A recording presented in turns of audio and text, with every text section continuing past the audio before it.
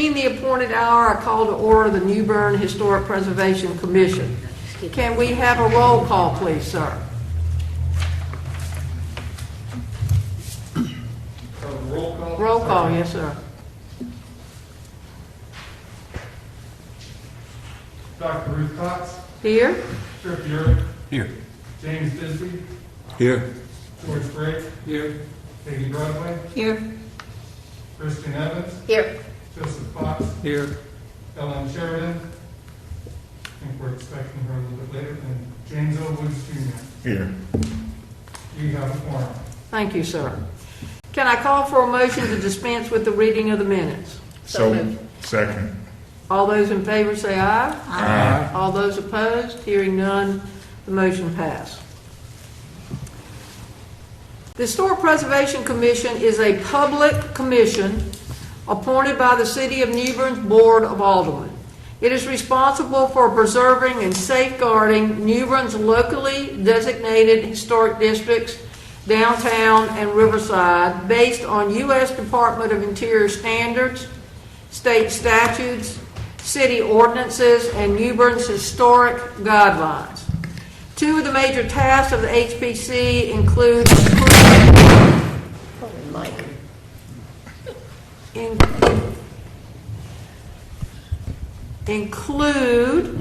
approving applications for a certificate of appropriateness and preventing demolition of historic structures due to neglect.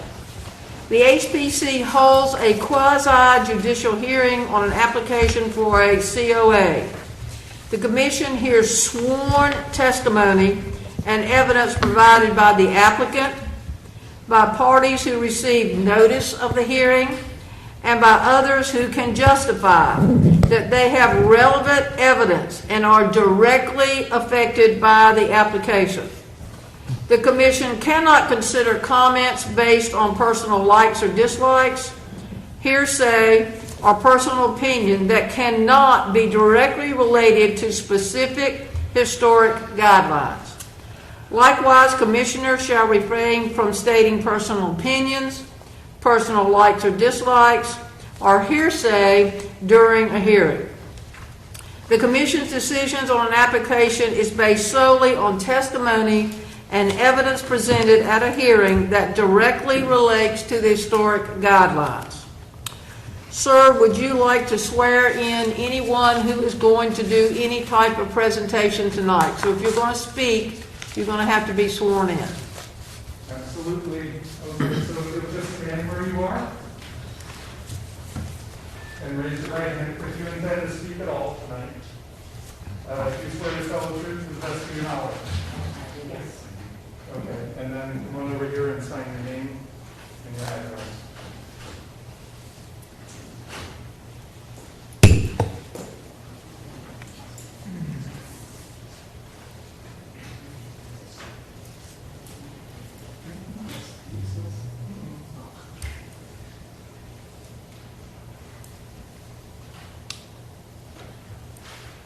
We're working out the technical difficulty of getting the remote access.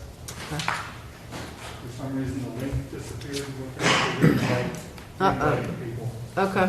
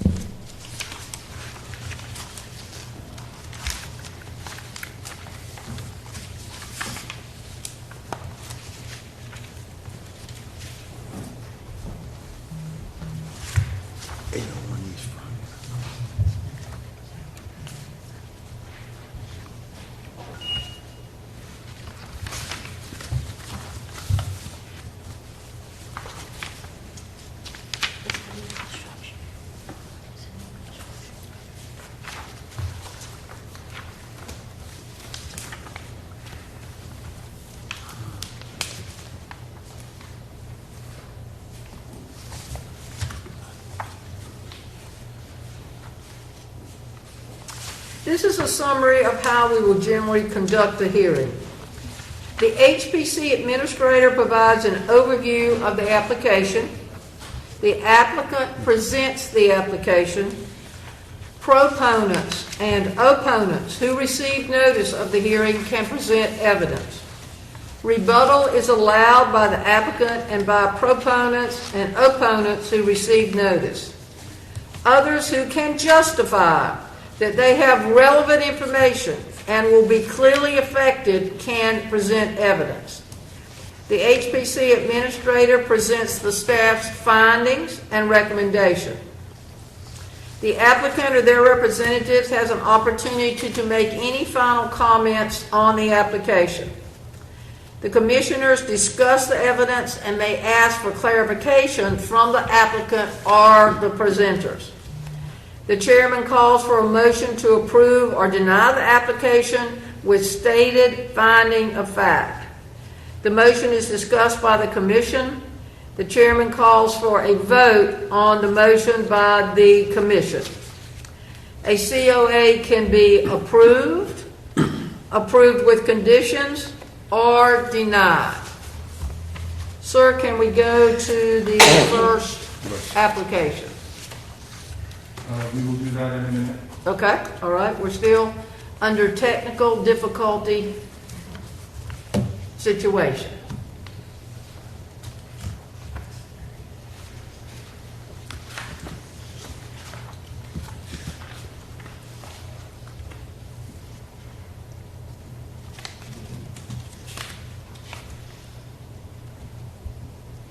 And I just called them to confirm that we're having this difficulty and we're resending a new link for them. Okay. Looks like this is out there.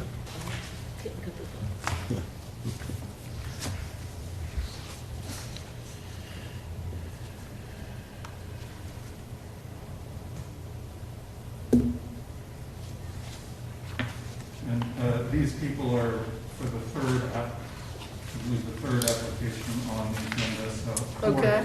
fourth application. So do we need a motion to continue the first item? Yes, that would. Can we go ahead and do that? That doesn't, Yes, I guess we could. Okay. You don't necessarily, unless someone wants to see the documents or any of that nature. okay. Does anybody want to see the document? Seeing none. Can I have a motion to continue the first item, 419 Metcalf Street, to the September 16th, 5:30 City Hall meeting? Move to continue item B on our agenda, 419 Metcalf Street, to the September general meeting. Thank you. Is there a second? Have a second? All in favor say aye. I'm ready. Aye. All those opposed? James, I think, has comment or discussion. Yeah, I have it on readiness on it. I just would like to know, how many times can you continue an application? They have 6 months before we need to act. So I think they've been through 4 months at this point, 3 or 4. So we still have 2 or 3 to go. Okay. But definitely through September is fine. I also need the motion to include the time and the place. So September 16th, 5:30, City Hall. Yes, sir, I did say that, Okay, thank you. because I knew you would say all of that and ask me all of that. And it's written down here, so I got it. Did I not say all that? Yes, I you said did. it all, just like you put it down. There we go. And I then got it all. The second was by whom? I did. James. Right here. So are we all right to vote at this point in time? All those in favor, say aye. Aye. All those opposed? Hearing none, the motion passed.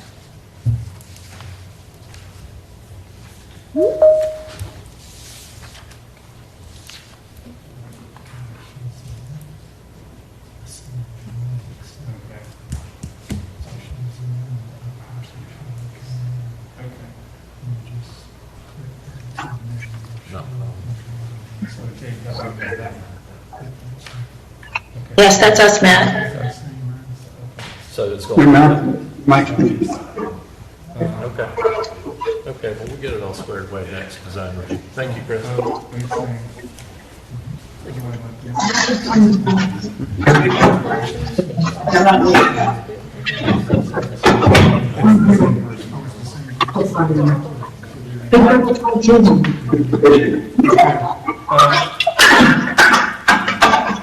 Hello, right? Hello? Okay, we're going to mute you until your item comes up. Okay, we'll be here. Oh,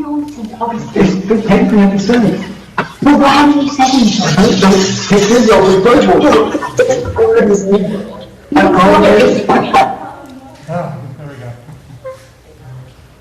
All right. So what's the problem with sound and FaceTime?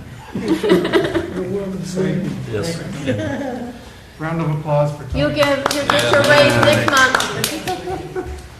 Okay, so now we go to the presentations. Yes, we've done B, we're on C, 20 to 26 Craven Street. All right. B. And I've changed the program that we use to read these with, or to display these with, so it should be a lot better than usual. Yay. Okay. All right, here's the application for 220 to 226 Craven Street. This is actually the same application that was approved just over a year ago, about a year and a half ago, and has since expired. And so they're looking for a new approval of the same project. You see here they have a recent owner's authorization for the people to represent the owners.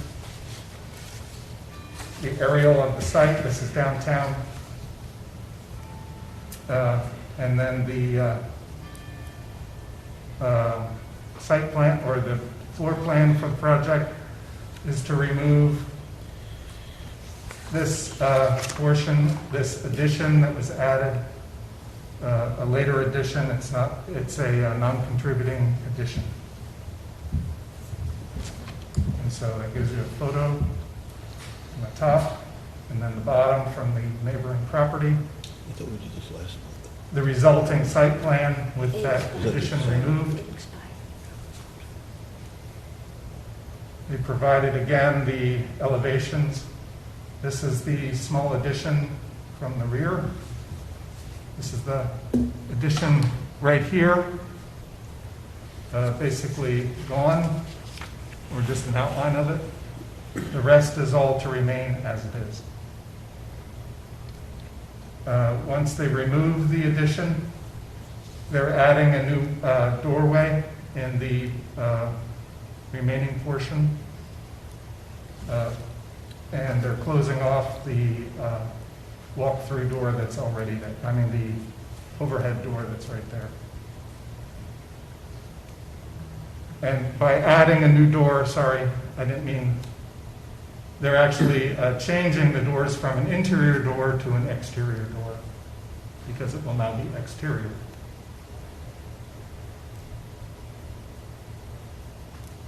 And those are the doors that we're looking at from the addition that will be removed. So you can see these two doors will become no longer interior doors, but will be exterior doors. And these are the documents that you've all seen in the handouts that just describe the doors. Then, let's see.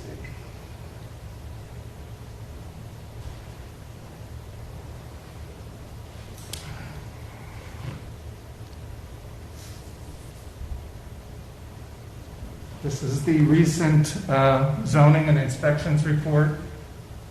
And you can see that the zoning says that it meets zoning, and inspection says that it will need a building permit, and a demo permit has already been issued. And then these are our recent recommendations, which I'm prepared to read when you're ready. Okay. All right. So, are there any members of the commission that have a conflict of interest with this project? Seeing none, is there any members or administrator that have any issues with the application's completeness? Seeing none. Does the applicant have anything else they want to present, knowing that we've already seen all of this one time before, and you're telling us that you are not changing anything that we have previously approved? That is correct. No changes to the application. Okay. All right. So, do we have anybody who is a notified opponent of this project that would like to speak? Seeing none, is there anybody who is a notified proponent of this project that would like to speak? Seeing none, we will move on. There's no rebuttals. Is there anyone who has any relevant evidence and has standing that would like to speak? Seeing none, we will move on. Could the administrator please tell us your findings now? Certainly. Could the person on the podium identify himself, please? My name's Lucian Vaughn. I'm with Tar Heel Associates, general contractor. Okay. And he's the authorized representative for the owners. Okay. Okay. So for this application, this is for 220 to 226 Craven Street, also known as the Stevens Brick Block. It is, the overall, the building is contributing and has National Register inventory description included in your package, as well as a sand deck description.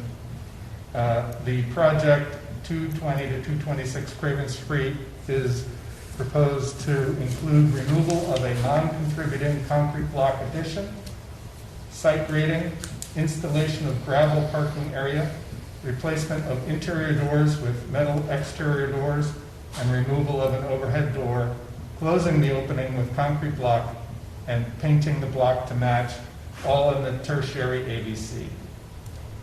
Staff submits the following historic district guidelines are appropriate to this application. Parking 2.7.4, paint 5.4.2, and demolition 6.4.1. Statements of reason based on the information contained in the application and staff's judgment are: 1, the project is a non-contributing addition. The project is located within the Tertiary AVC. The proposed modifications do not conceal, damage, or remove historically significant design components or architectural features. 4, the zoning administrator and the chief building official have reviewed this project and commented accordingly. And 5, the project is not incongruous with the guidelines. So staff recommends the commission approve this application for removal of a non-contributing concrete block addition, site grading, installation of gravel parking area, replacement of interior doors with metal exterior doors, and removal of an overhead door, closing the opening with concrete block, and painting the block to match, all in the Tertiary AVC. Thank you, sir. Is there anyone who wants to give testimony from any city, state, or government body? Okay, ma'am, so if you'd like to come to the podium and give your name and who you are representing from the city, state, or government body. My name is Susan Wurzbacher. So you need to get to the microphone. Okay, my name is Mrs. Susan Wurzbacher. I reside at 311 Johnson Street, downtown in the Historic District neighborhood. What we haven't been told is, what is the purpose of your renovations to this building? What do you propose to use the building for?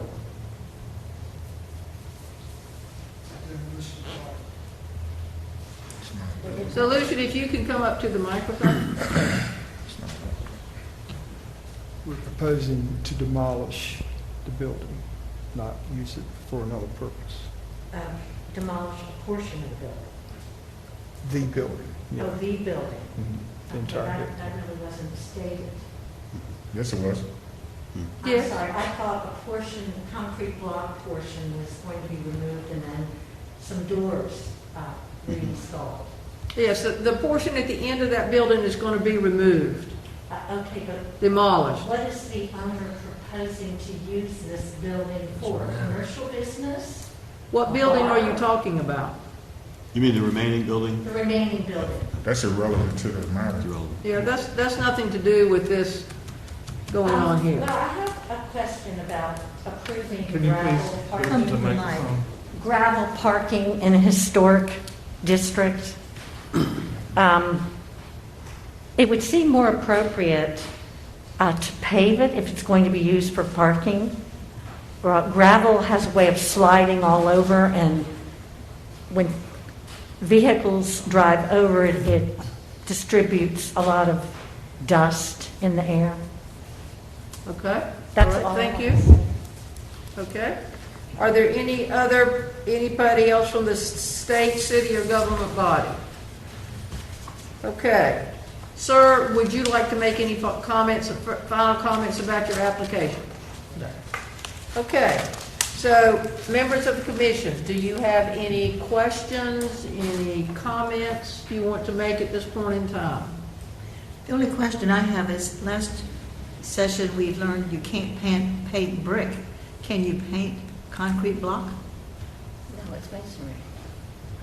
Well, the block that we're painting is already painted. Just repainting the portion where we're taking away a building, it's going to leave marks. So there will be repainting the old to match the new. So it'll all look new when we finish painting. I could perhaps show a picture of it on overhead, unless you've got one you can show them. No, I don't have one to show that. You want to bring it over here? Sure. So you're saying that where the building that you're going to demolish butted up against the building that's remaining, you're going to paint that area the same color as the building is presently? That's right there. Oh, it's Is that what you're saying? Okay. You want to see that part? So this is the building taken down, and it's blocked. Speak into the microphone, please. How about now? Thank you.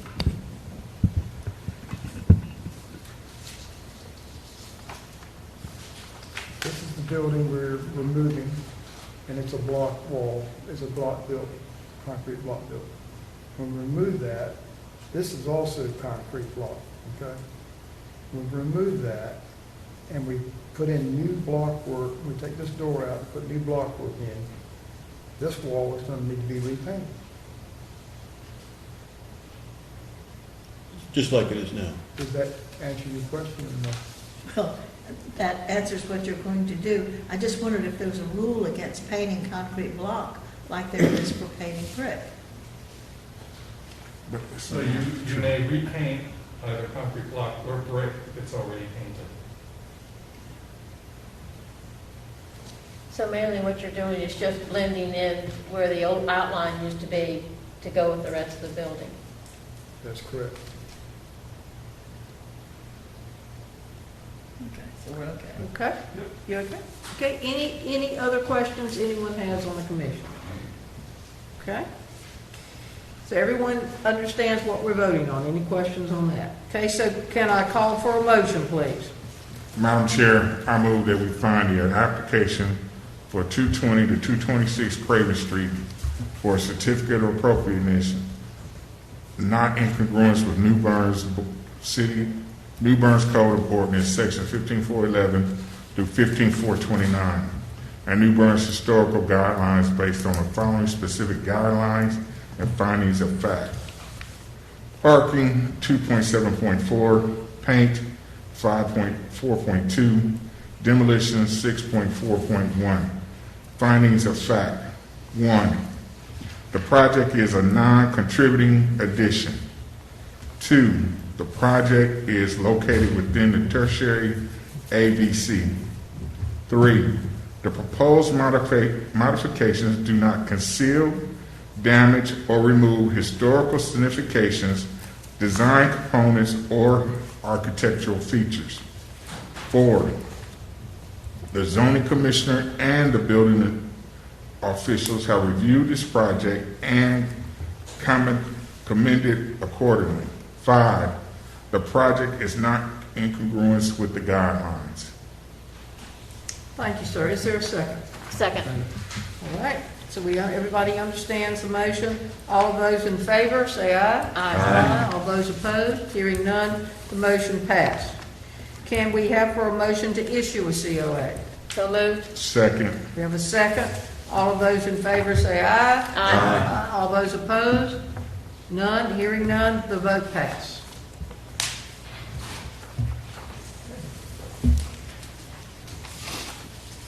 All right, so now we'll move to our next one, which is 315, also known as 315A, Pollock Street. This is the application here. And you can see it's been signed and dated. And they've provided some additional information here. The application.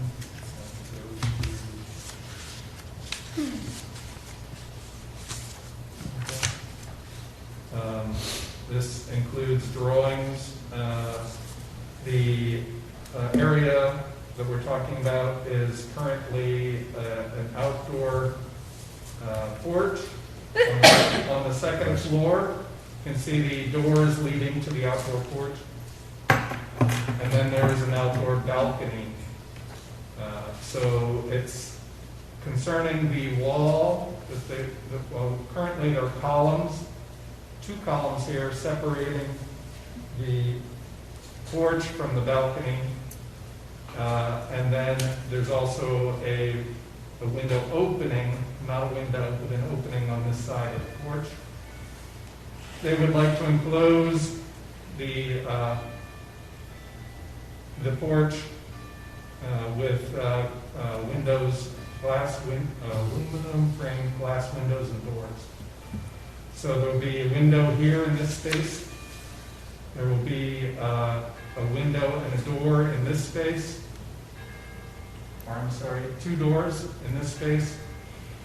So a double door, and then on this side there'll be a fixed window. So a number of photographs are here on the right side. You can see,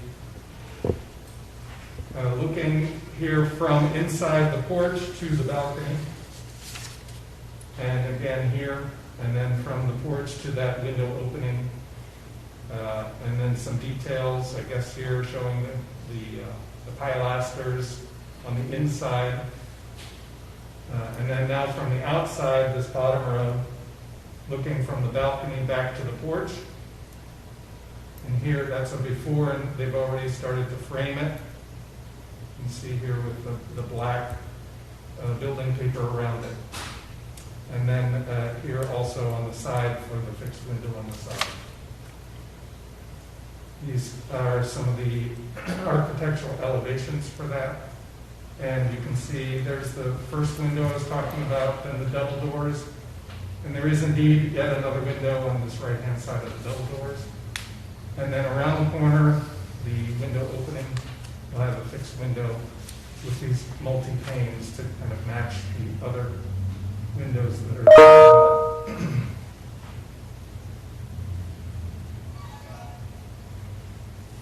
This is a photograph of that area. So you can see the balcony here on the left, and then the porch here in the middle of the photograph.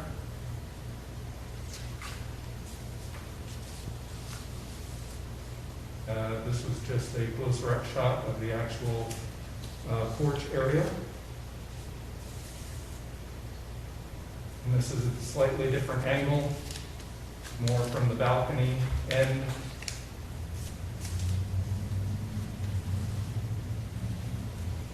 And now looking out, I have to zoom out a little bit here.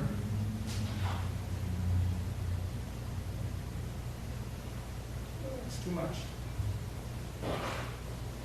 So this shows the that window on the side, the window opening on the side,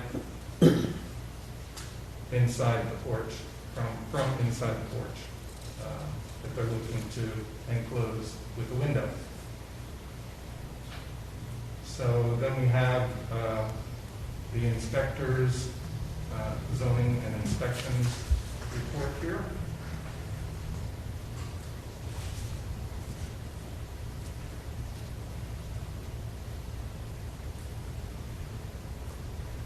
And you can see here that it meets zoning and it will require a building permit.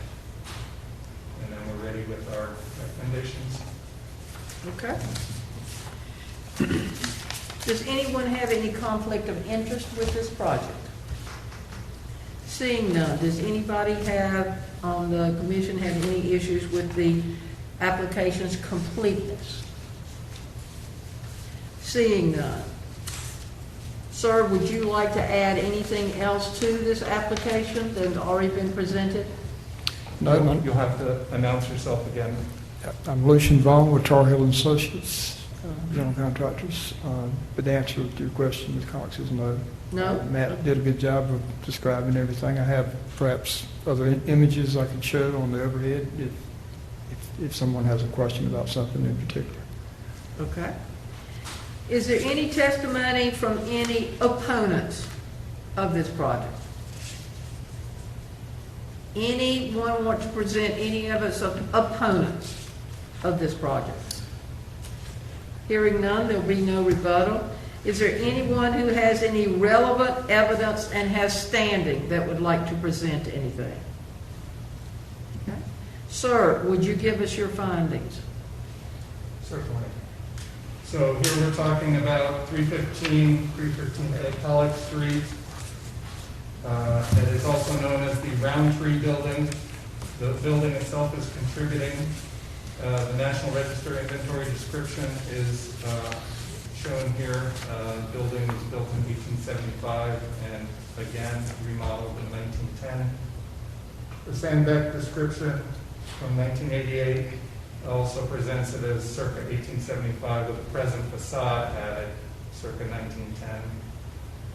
So 315 Pollock Street, the project is proposed to include installation of new aluminum clad windows and doors in the balcony area on the second floor of the Tertiary AVC.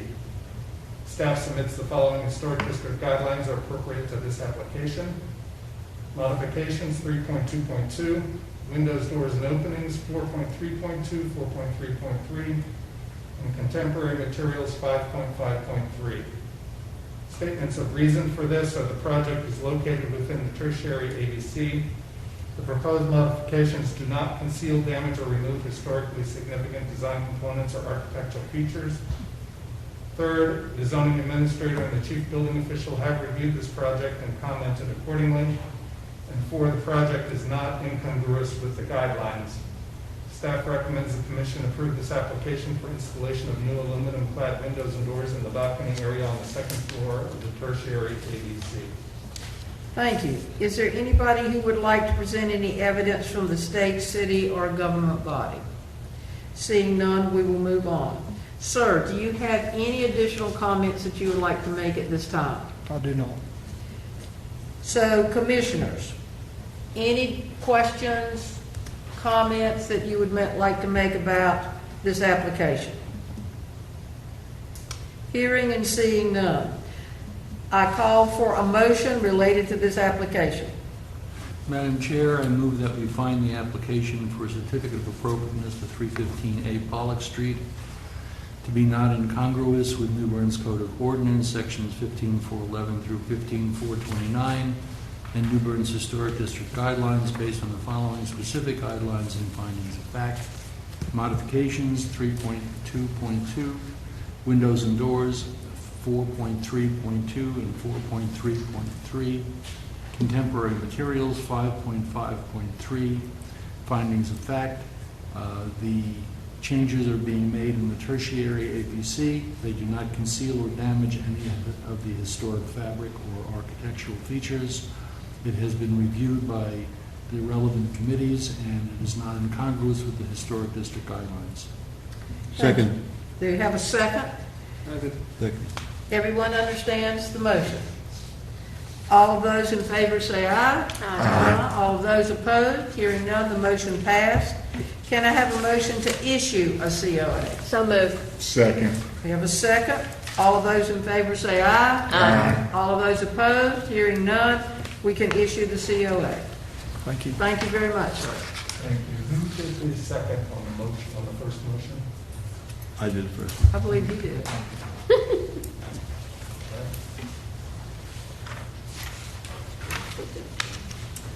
Okay, now we have number E, 1223 National Avenue. Okay, and this would be the people we have in the, there we go. Who are remote to us up there. Yes. Okay? So, we can now hear you guys. Okay? All right. But we're going to go through the description of the project first. All right? Okay, so, can you see my screen at all? No, I can't. Okay, I'll have to share that with you.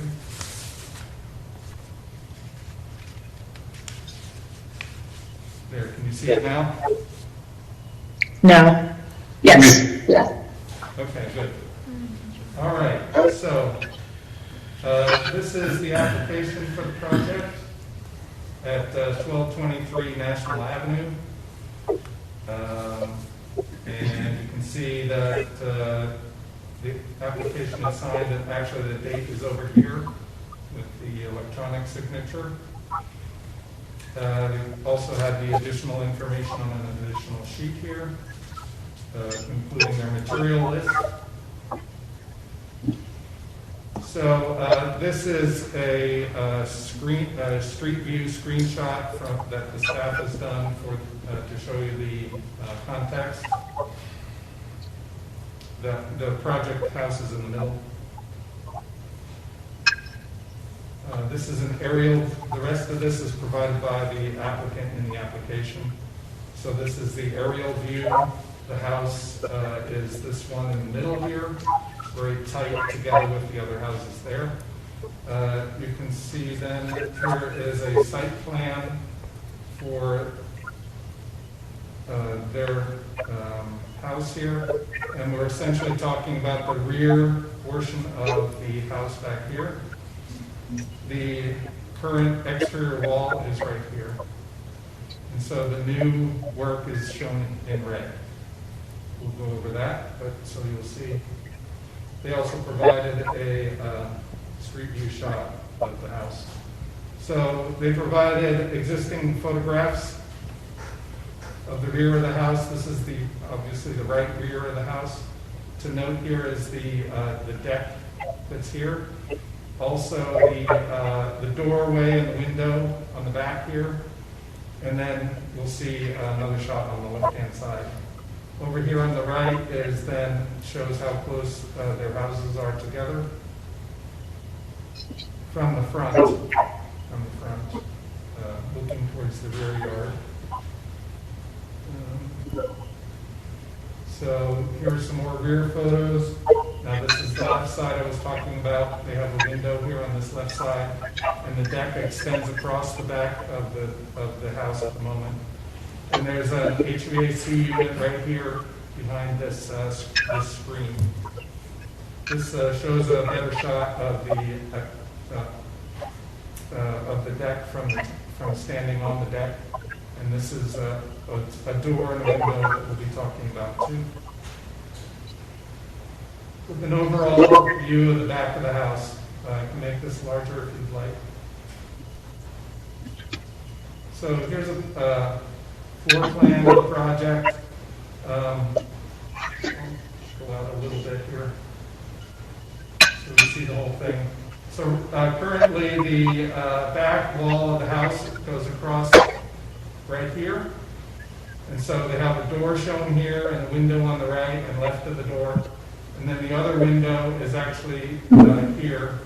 And you can see that this is currently their kitchen. right here. And what they're looking to do is expand their kitchen about 100%. And they'll essentially move the exterior wall that was here. They're going to move it back to here. This will be the new exterior wall. They'll even be moving the window that was there back to this exterior wall.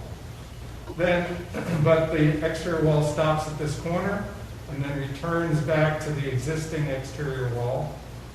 They're adding a new window here, and then the existing exterior wall will remain over here. And they're going to add a screened porch in this square area here. Then with a sliding screen door here out to a brand new deck that'll be much larger back and that, and then have steps in this corner of the deck down to the yard. This is a side view. I don't know which way to say, but you can tell this is the existing house on the left here, and everything here shown with the red handwriting and red lines is the new addition. So this will be a solid wall added here on a foundation shown here, a new roof over that area shown here, and then a new deck out behind that with a lattice work underneath it, and then the steps down to the yard here. Then from the other side, the existing house here, and the existing wall ends here and remains to end here.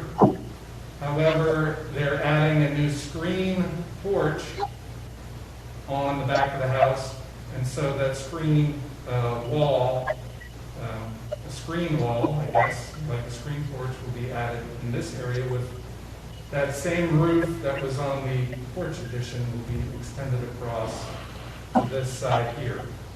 That's all supported on a brick foundation over here. And then behind that is the wood deck with its lattice work underneath. And finally, then the proposed rear elevation would look like this. These are the existing windows up top, and the roofing that's coming down to the rear of the house. And then the previously existing window that's being relocated will show up here on this back wall. There'll be a new screen sliding door right here. And then this represents the deck, and there will be some railing on there as well. And the stairs are here on the left.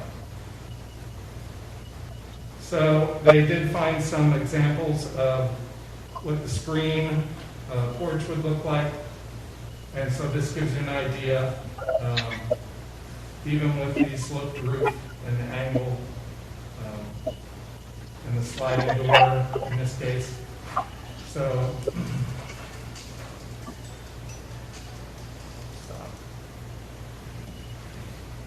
and again, when it becomes a rectangular condition, looking like that. So, beyond that, we have our zoning and inspections report where it meets zoning and it will require a building permit.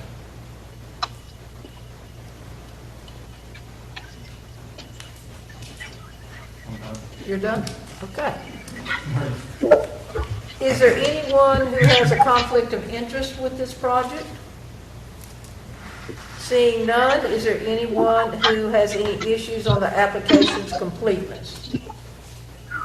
Seeing none, does the applicant have anything else that they would like to add to the presentation? Would y'all like to add anything else?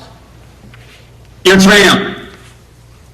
It's a mistake on that one plan on the left side. 1 second. One second. We're going to have to swear you in first. Okay. And if your wife is going to speak too, you'll each need to raise your right hand. Can you raise your right hand? Okay, there you go. Do you swear to tell the truth to the best of your knowledge? Yes, sir. Okay, thank you. Only one picture, Matthew, underneath the screened-in porch. That is not a brick foundation. That's going to be a deck area with lattice on it. Just like it now. Missed that one. Keep going one slide down. Right there. Okay, so they're modifying what it says here, the lattice. Unless we have to leave it brick, we'll leave it if we have to. Essentially up to you. Well, I prefer it to be the deck because that's going to be on the deck anyway for the screen. Right. Now, however, there will be a foundation for the new wall. Yes, sir. Between the screen porch and your kitchen. Yes, sir. And so I would suppose you're going to propose that to be a brick foundation? Yes, sir. New addition will have 3 sides of brick on it. Right. Anything else y'all would like to say at this point in time? No, ma'am. Okay. Do we have anyone who has been a notified proponent that would like to speak? Anyone who is a notified opponent who would like to speak? Seeing none, we will not have any rebuttal. Is there anyone who has relevant evidence and has standing who would like to speak? Seeing none. Sir, could you give us the findings?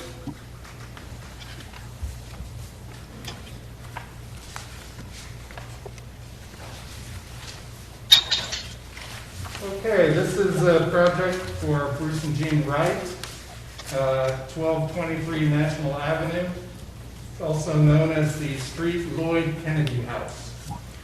It is a contributing structure in the Riverside Historic District, and the National Register Inventory description from 1988 has it to be built around 1912. The sand deck does not have a description of this property. So 1223 National Avenue, the project is to include removing a deck, moving an HVAC unit, constructing a new addition, a new screened-in porch, and new wood deck, railing, and steps in the Tertiary AVC. Staff submits the following historic district guidelines that are appropriate to this application. For utilities, 2.3.1, 2.3.2. For landscaping, 2.4.3. For design principles, 3.1.1 and 3.1.2. For modifications, 3.2.1, 3.2.2, and 3.2.5. For additions, 3.3.1 through 3.3.3. For foundations, 4.1.1, 4.1.3, and 4.1.4. For walls, trim, and ornamentation, 4.2.1 through 4.2.4.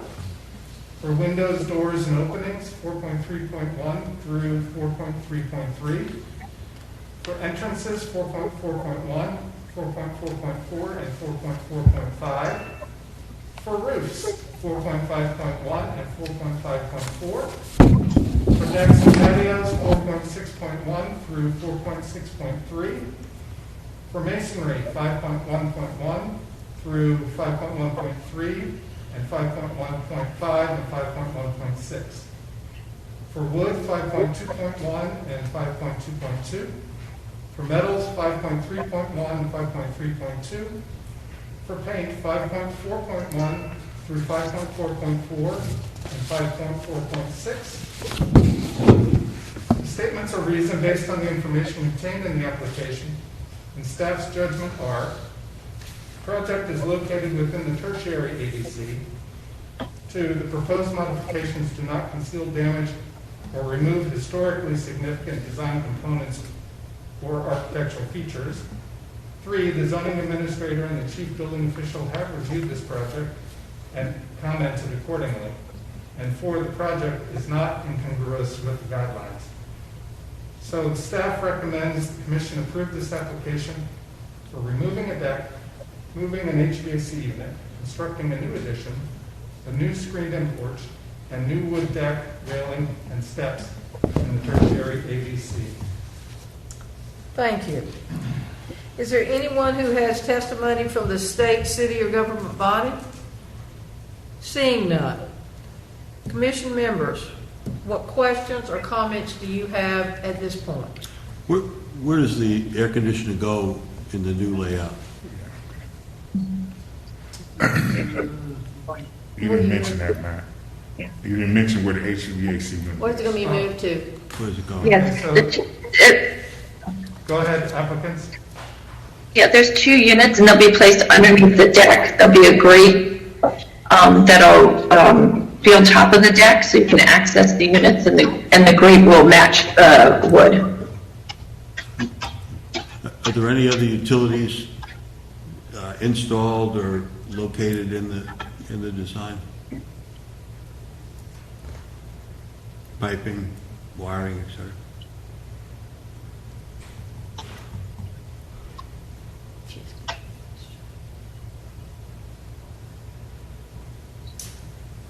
Did you hear his question, sir? Did you hear his question? No, we did not. Were there any other utility structures, changes that are incorporated into the design? No, sir. So the AC is gonna be under the deck. Okay, are there any other questions? So just for clarification, the AC unit is gonna be under the deck Yeah. or on top of Yes. the deck? Under. Under the deck. Okay. Thank you. Okay, sir, you talked about steps that we've seen that are going to go back to the back porch. Are there railings that are going to be on on those steps? Yes, ma'am. Did you show us a picture of those railings? We did not because we don't know how the historical requirements in the building code in New Bern are. So it's going to be done per code and per the historical standards. Okay, but you don't have any idea what it's going to look like or material? No, ma'am. No, ma'am. Okay, so in terms of somebody making a motion, we'll need to add that to the motion that's being made, that will have to be reviewed. Matt, is that something that you can do? Absolutely. Matt can do that once you give that to him, so you don't have to come back here. Thank you. Okay? All right, did anybody else have any other questions at this time? I've got one question, Bruce and Jean.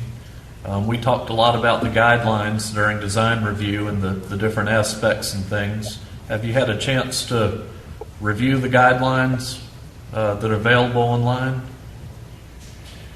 Yes. Okay. Yes. And so all these specific citings that will be in your certificate of appropriateness are indications of how the work should be performed. And I just want to make sure you understand there's some very specific things in there, most of which we talked about at design review. And you're having read the guidelines, and you'll know exactly the nature of the different conditions that will be contingent for you to replicate. So do you feel comfortable with all that? Yes. Okay. Thank you. Thank you, sir. So I call for a motion. Madam Chair, I move that we find the application for 1223 National Avenue for a certificate of appropriateness to be not in congruence with New Bern's Code of Ordinance, Section 15411 through 15429, and New Bern's Historical District Guidelines based on the following specific guidelines, findings, of facts. Utilities, 2.3.1 to 2.3.2. Landscaping, 2.4.3. Design principles, 3.1.1 through 3.1.2. Modifications, 3.2.1, 2, and 5. Additions, 3.3, 2, and 3. Foundations, 4.1.1, 3, and 4. Walls, trim, and ornamentations, 4.2.1, 2, 3, and 4. Windows, doors, and openings, 4.3.1, 2, and 3. Entrances, 4.4.1, 4, 5. Roofs, 4.5.1 and 4. Decks and patios, 4.6.1, 2, and 3. Masonry, 5.1.1, 2, 3, 5, and 6. Wood, 5.2.1 and 2. Metals, 5.3.1 and 2. Paint, 5.4.1, 2, 3, 4, and 6. Findings of fact. The project is located within the Tertiary AVC. 2. The proposed modifications do not conceal, damage, or remove historical signification, design components, or architectural features. 3. The zoning administrator and the chief building official have reviewed this project and commented accordingly. 4. That the administrator reviewed pictures of the railing and approved that. 5. That the project is not in congruence with the guidelines. Do we have a second? Second. And I'd like to propose a friendly amendment. I think we need a condition that the railings come back to staff.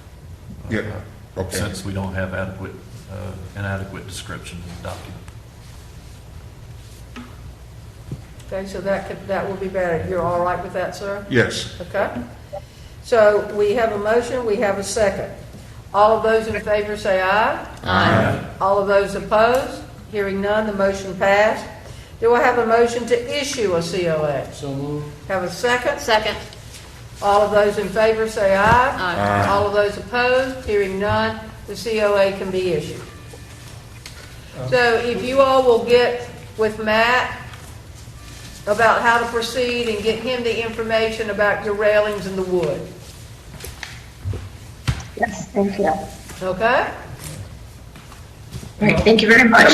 I'll also help guide you through all of the guidelines that were listed here to make sure that you understand what all those requirements are. Great, thank you. You're welcome. Thank you all for looking after the house. Thank you so much. Thank you. Were you guys planning on sticking around in the meeting at all, or shall we just terminate? No, we're going to hang up. Okay, all right, thank you. Smart. Thank you. I can't believe we were turned down. Yeah. Life is rough. Okay, Okay, so we're at F at 501 Craven Street. that's correct. All right, so this is the application for 501 Craven for Brian and Jennifer Kasky. They would like to construct a new garage attached to the existing masonry garage and create a covered side porch attached to the main house.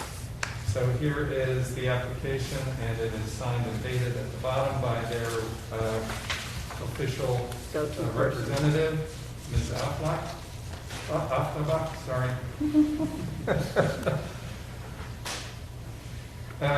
This is a corner of the drawing, showing actually the back corner of the house. This is actually the back side of the house. The house fronts on Craven Street, and this long side is on New. This is an aerial view. You can see Craven Street at the top and New along this side here. And we're looking at this corner here.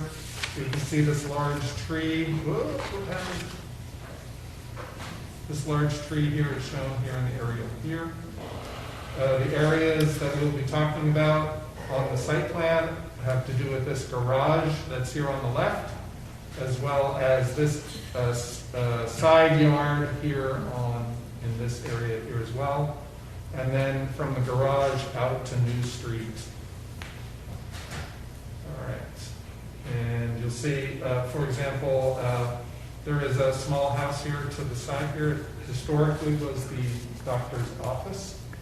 The doctor owned this house.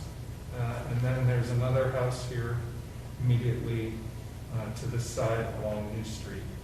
So this photograph here shows the rear entrance. And of note is some of the architectural detailing here on this porch. It will come up, I think, later. And then this is the current garage. And so they're looking to do an addition in front of the garage, basically in this area here, and we'll see drawings of that. So these are some additional street view shots showing the current entrance off of New Street, which is to the right of the tree and snakes back around the corner of the house. And the proposal includes creating a new gateway here on this corner so that the driveway no longer needs to snake along in front of the house, but just go straight out to the street. This is an older site plan showing some of the features that we may end up talking about. Here you can see, for example, that driveway, how it curves around this side of the house.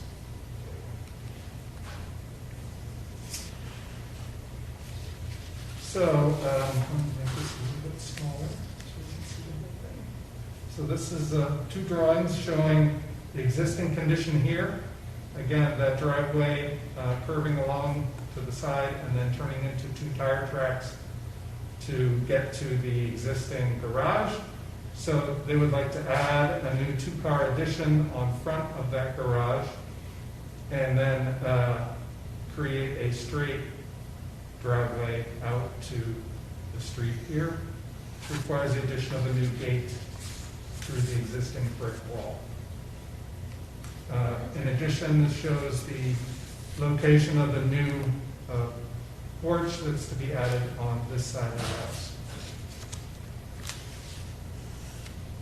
Okay, so this is a larger scale drawing showing those very same things with some dimensions. And then one dimension that's important because of zoning is that the porch is 5 foot 2 inches away from this existing wood fence, soon to be a property line. And you can also notice here it shows two windows and one door. The two windows exist and will remain. The door here is a third window, which is to be replaced and become this new door. So that would be how they would get to their deck. Also important to show here, or note here, is the existence of a fireplace on this side of the porch. So now we have some elevations giving us an idea what these things will look like. This is a rear elevation showing the back of the house and the side of the existing garage.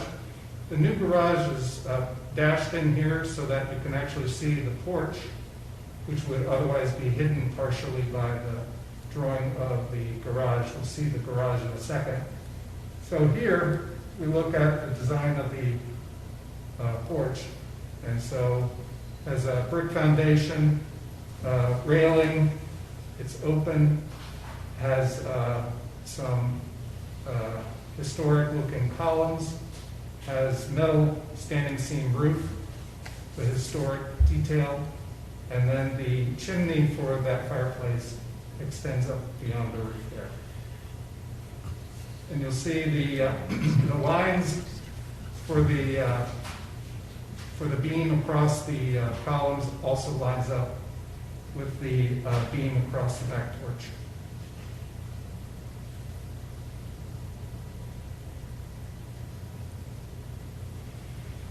So here now the garage has been added. In fact, a portion of this is hidden behind a brick wall that actually exists along this property line as well, but in general, it is a wood siding with metal standing seam roof again. From this side, that's what it would look like. So then a couple more drawings. We'll get to the top one in a second, but here we see the garage, the new garage from its front, and that rear porch kind of projecting in front of it. But you can see the garage door and an attic window with shutters. And then this is a partial elevation. The actual for the porch. You can see the rear entrance here on the right. And so these are the two windows that are to remain. And behind the chimney is the door. So you see the chimney, the brick foundation, the railing for the porch, and then the rest of the house continues off to the left unchanged. So it's been left out of the drawing. Oops, sorry. Oops, I go back to the top. So the top is two drawings of the brick wall that is along New Street. Currently, it has this main gate in the middle, two kind of metal railing details in it as well. And the proposal is to remove this left section over here, which shows up over here, looking very similar in design to the main gate up front or in the middle. So probably should zoom in a little bit on that. That's pretty small. So again, the existing, and then the new. And that's not a box or anything, that's just the dimension. This is a new painted metal gate.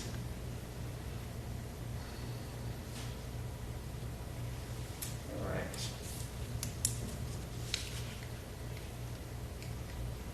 Okay, so the applicants provided a little bit of additional information via email, which I've shared here. The existing foundation on the house is flat without piers, and it's painted black brick. They have asked for a solid wall for their porch and have not delineated piers, and the architect has not delineated piers. The side entry porch is a solid brick painted black as well. So the architect will need to add in an access door below the porch, and it seems that the wall parallel with the house would hide it from the street and the entryway. She'll add that and bring it to the meeting. Also, the columns are as detailed. The front and side entry porch have the same column with the inset detail, and the other side porch has round columns. She was under the impression they wanted to use a square column and just trim it as she's shown, but she's going to check to see if they want to replicate either of the existing columns on the house. The new door is a full light painted wood door.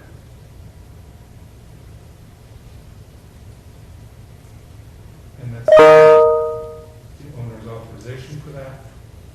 I don't know what that sign was for. And we have our zoning and inspections report. It does meet zoning, and it will require a building permit. I'm ready with the recommendations whenever you want. Okay, we've had several other people come in. Do y'all need to be sworn in? Anybody has not been sworn in who's going to speak? You need to come and get sworn in before we move forward.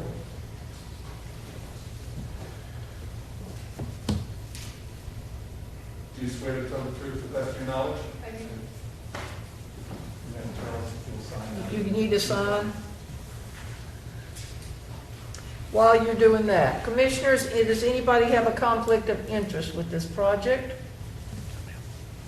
Does anybody have any concerns about the application's completeness? Seeing none. Does the applicant want to say anything else about the application? You can come to this microphone. You can come to this one. I didn't realize my email was going to be just put up there like that. And so I'm happy to discuss the columns. I've spoken with the owner and have just maybe a clearer, more information to give to you on that. The side columns on the side porch are square with an inset detail, and they would like to just do a square column trimmed out, with a crown and a base, which is what the side porch has. So it would be similar, just not with the inset detail on it. And and they're not asking for a painted brick on the new porch, just regular brick. I mean, there is unpainted brick on the house, on the front steps, and then someone has painted the rest of the foundation, so it's a little, you don't really notice it. And I think this is set back far enough that just leaving it regular brick is fine and not trying to do a colored brick or anything like that. I did not actually show the hatch on the side of this porch, but it would be on that elevation there, of just about a 2-foot hatch to get underneath that porch, would all it would be. And if you need that detail, I'd be happy to bring that back to Matt, but hopefully that's something that wouldn't be seen from the street or the side. Would be okay. That's it. Thank you. Thank you. Are there any persons who are notified proponents for this project? Seeing none, are there any notified opponents to this project? Seeing none.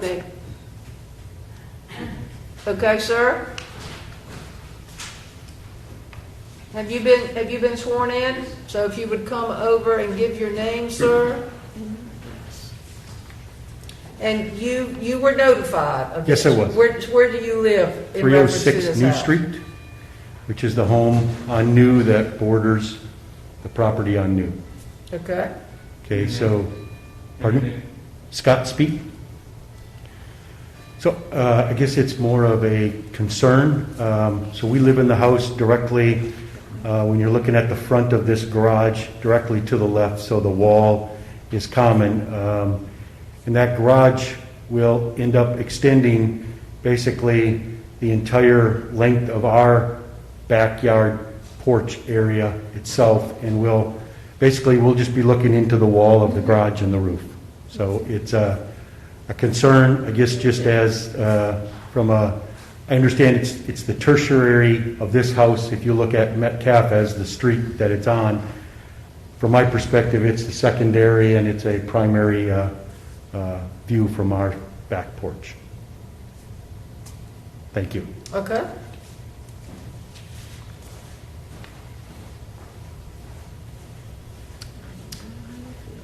So yes, rebuttal. Okay. So do we have any comments from anyone who has relevant evidence and has standing who would like to make a comment? All right.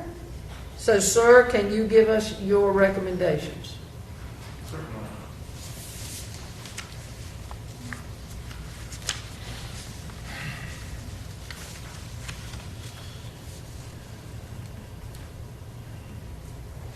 Okay, so this is for 501 Craven Street for Brian and Jennifer Keskey.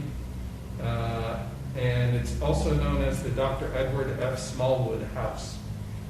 The house is a contributing structure and has been described in the National Register inventory, being built circa 1841 to 1845. The sandbag description from 1988 also has the same dates. 501 Craven Street, the project is to include a new addition to the existing garage in the Tertiary AVC, add a covered side porch to the house in the secondary AVC, and create a new driveway entry with a new gate in the existing brick wall in the primary AVC. Staff submits the following historic district guidelines are appropriate to this application. For accessory structures, 2.6.1 and 2.6.2, For modifications, 3.2.1, 3.2.2. For foundations, 4.1.1 through 4.1.4. For walls, trim, and ornamentation, 4.2.1, 4.2.2, 4.2.4, and 4.2.5. For windows, doors, and openings, 4.3.1 through 4.3.3. Entrances, 4.4.4. Roofs, 4.5.4. Decks and patios, 4.6.1 through 4.6.3. Masonry, 5.1.2, 5.1.3, 5.1.5, 5.1.6. For wood, 5.2.1, 5.2.2. For metals, 5.3.2 through 5.3.4. Paint, 5.4.1 through 5.4.4, and 5.4.6 and 5.4.9.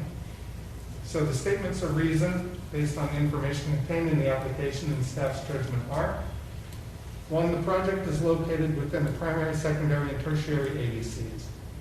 2, the proposed modifications do not conceal, damage, or remove historically significant design components or architectural features. 3, the zoning administrator and the chief building official have reviewed this project and commented accordingly. And 4, the project is not incongruous with the guidelines.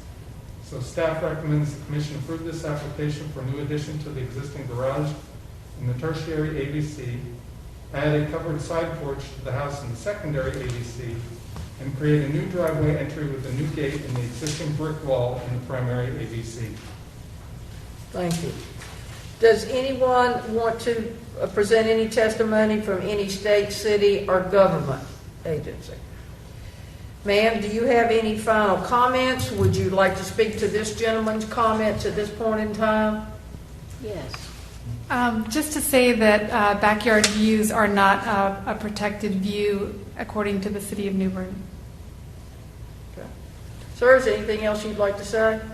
No? Okay. So, members of the commission, any discussions that you would like to have at this point in time about the project? I do.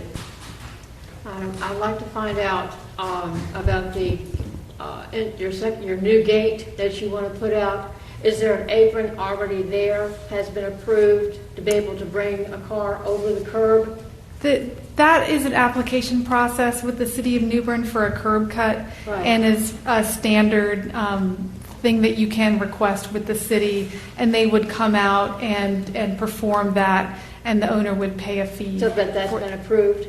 So It has not been, it will be approved after you all approve it. I mean, we have to get HPC approval in order to ask for it to be approved. Oh. But it is something that is regularly done and doable. I just didn't see one there when I walked by, and I'm just curious. There is not one, yeah, but there's space for one. All right, thank you. So I think during design review, we asked about the wall and Yes. how old the wall was. And Yes. what did you find out? We spent some time looking for it, and I spoke with Matt about it. The brick does not appear in any way to be historic. We looked on the Sanborn maps. We looked for other historical photos and could not determine that there is any significance to that brick. I mean, it is a standard brick that could be well outside of the date of significance of the district. It's just that the wall just doesn't appear anywhere, so we can't date it.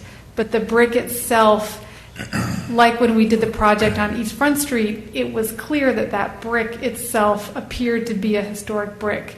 This brick does not appear historic in any way. Okay.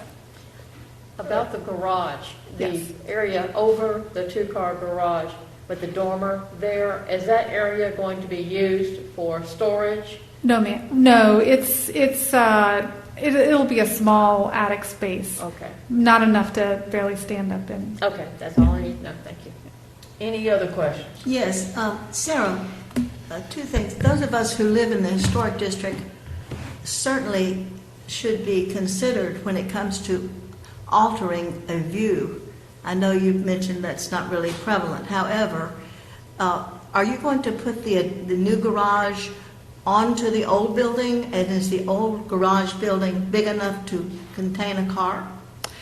The old building is a very bizarre building, I have to say. It is wide enough to fit a car barely, and there are very low doors.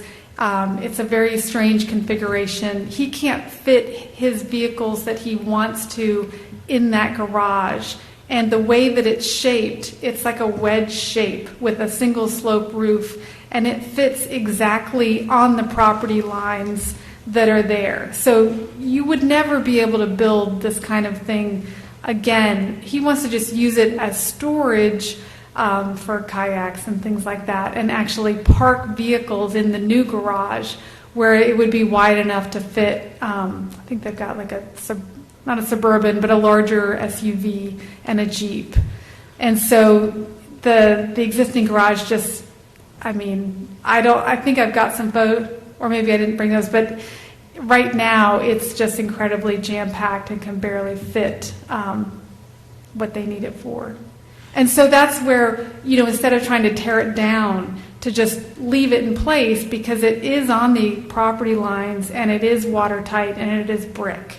So we can butt the new garage right up to the back of it and basically leave those garage doors open, and so that the new garage can just have this extension in the rear that's just storage.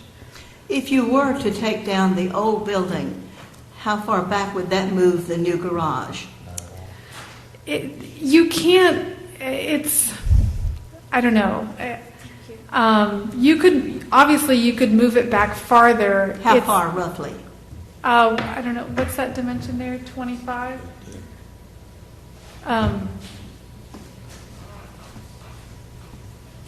22.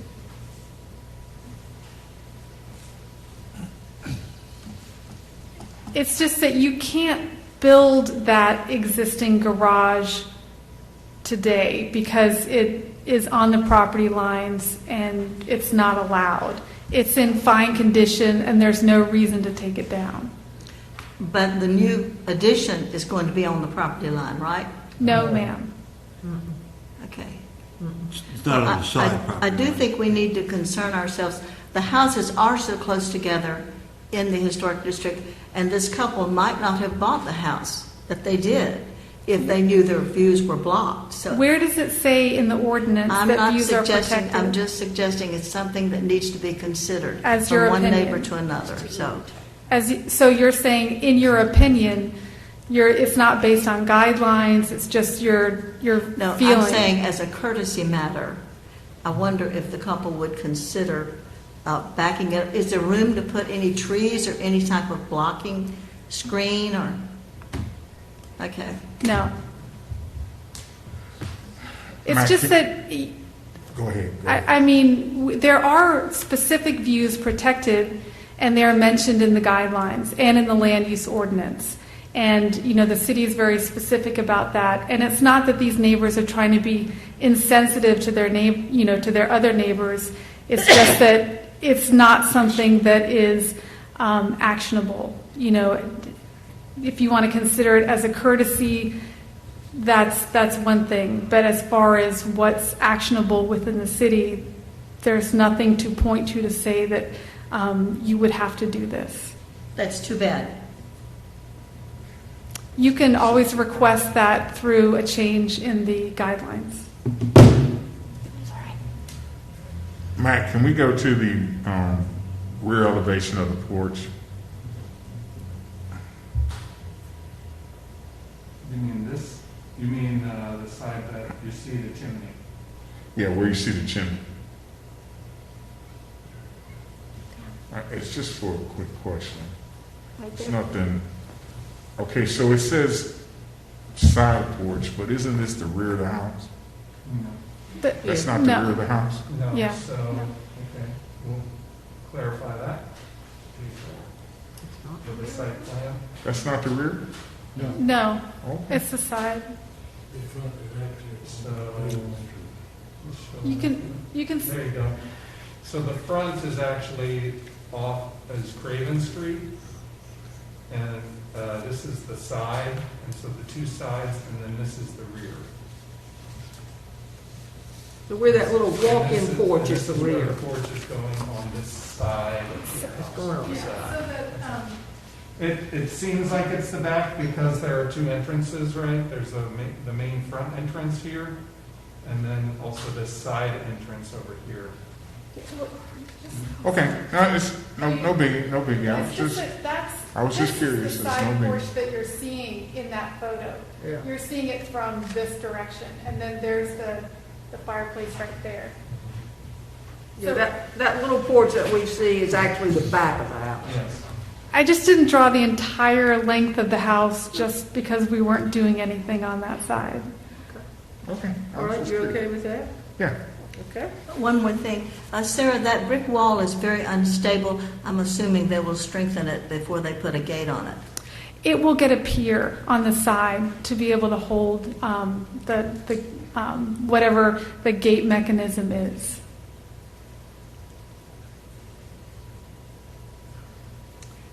Okay, any other questions or comments? Seeing none, I call for a motion.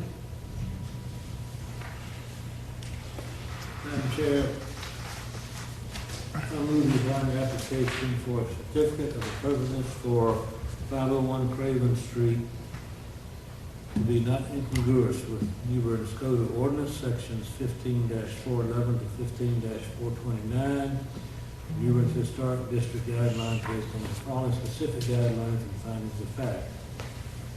Applicable guidelines: 2.6.1, 2.6.2, 3.2.1, 3.2.2, 4.1.1, 4.1.2, 4.1.3, 4.1.4, 4.2.1, 4.2.2,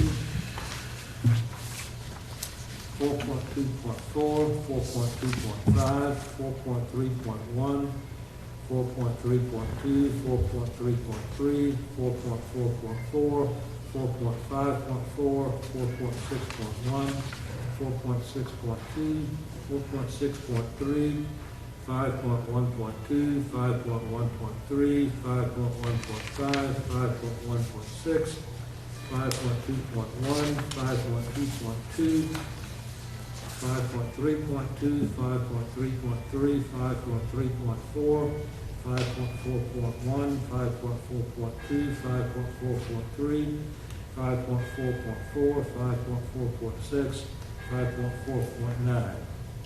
Findings of fact. The project is located within the primary, secondary, and tertiary AVCs. The proposed modifications do not conceal, damage, or remove historically significant design components or architectural features. The zoning administrator and the chief building official have reviewed this project and commented accordingly. The project is not incongruous with the guidelines. Second. Okay.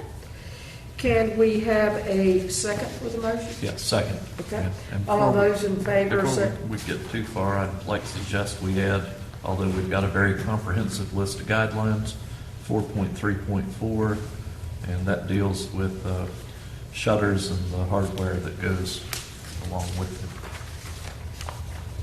it. And what about the columns? Should we put a condition with that as well? Well, actually, I'm pleased that the columns are not going to match the existing ones, because then it starts to feel like an imitation of history. Okay. So they're similar but not matching, so they still Right. blend.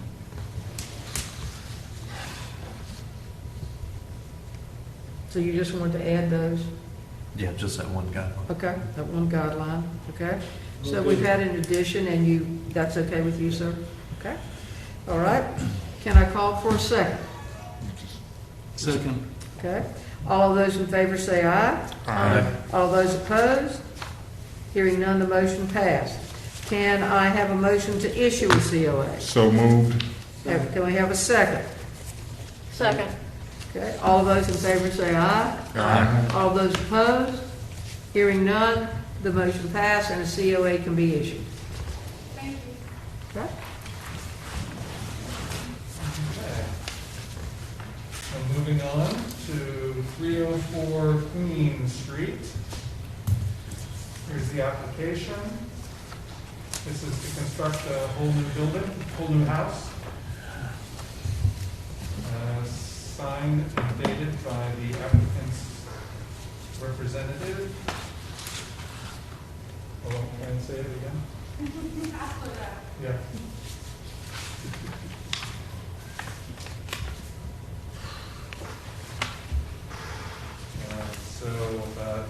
This gives you an idea of the character of the house from Queen Street. These are photographs of the site and nearby other structures. So the site is vacant. It's this empty lot here along Queen Street, and it's also next to the Salvation Army building, and then there is a driveway, alleyway on this side, and in the back is a small detention basin. And then these homes, this one is one of the nearest homes on Queen Street, across the street from the site. Then this one is down on East Front, I believe, right? And then these are also other ones nearby. I don't have the addresses here. Just like to make them bigger. Just as similar railing to show the railing there for the steps, with similar hand railing.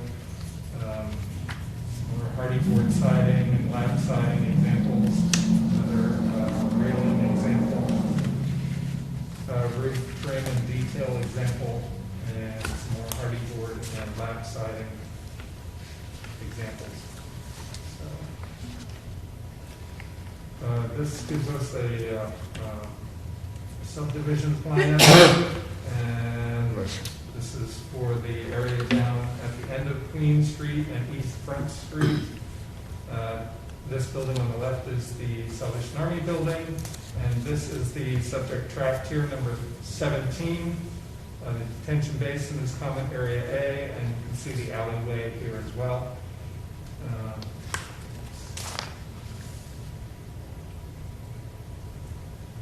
And the applicant has provided a site plan here showing the floor plan on the plot plan, and also delineates the setbacks which were provided in the planned unit development plan we just saw.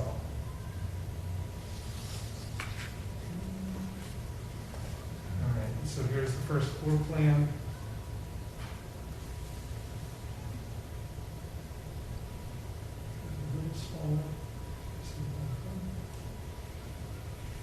Okay, so we have the main entrance is here on the right-hand corner. There's a small little porch and the stairs from Queen Street up to the front entrance. Then there's also a rear porch into the kitchen, double doors here, and then stairs down from the rear porch down to the essentially the alley that's back there. There's also significantly a carport on the left-hand corner here. And so it's open on this front here. There's no garage door. And on the side, we'll see it's not entirely open, but has essentially louvers or slats, wooden slats on the side. Also to note is there is a small fireplace here on this side. We'll see that as an element on the front facade. Second floor plan and roof. The top roof plan. So here are all four elevations. This one is the front elevation here. And as I noted, the entranceway is here. These front stairways flare out. They are a brick stairway, and that hand railing that they provided photographs for, also shown here, is iron railing. And then you can see in the background actually is the stairway down from the back porch. This element here is the element where the fireplace is. It has a small metal roof on top of it. And that's the type of fireplace that does not need a chimney. And then over here on the left, stop. is the carport opening. It's actually quite a bit taller than would normally be necessary, but I guess it allows for a taller vehicle if necessary as well. But it's primarily due to the fact that the houses are also elevated to 12 feet above sea level. The ground being about 7 feet above sea level. Other elements here are the hardy board and the kind of shingle style lac siding above that as well. The roofing is architectural shingles, and the foundation is brick piers with the wood slats in between the piers. So looking to the, say, alleyway elevation, here's that rear porch on the right, and you can see pretty much all the same kind of elements here as well. The front porch is open for that small amount of distance that it traverses from the top of the steps to the actual front door.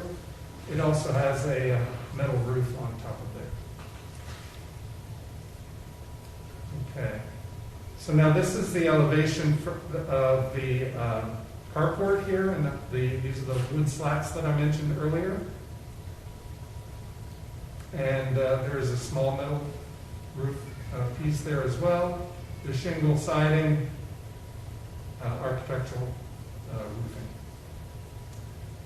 And then the last elevation facing the detention basin is essentially this back porch with the railing and the steps down to the alley, and then the pier foundations with the slats again, the horizontal siding, the shingle siding.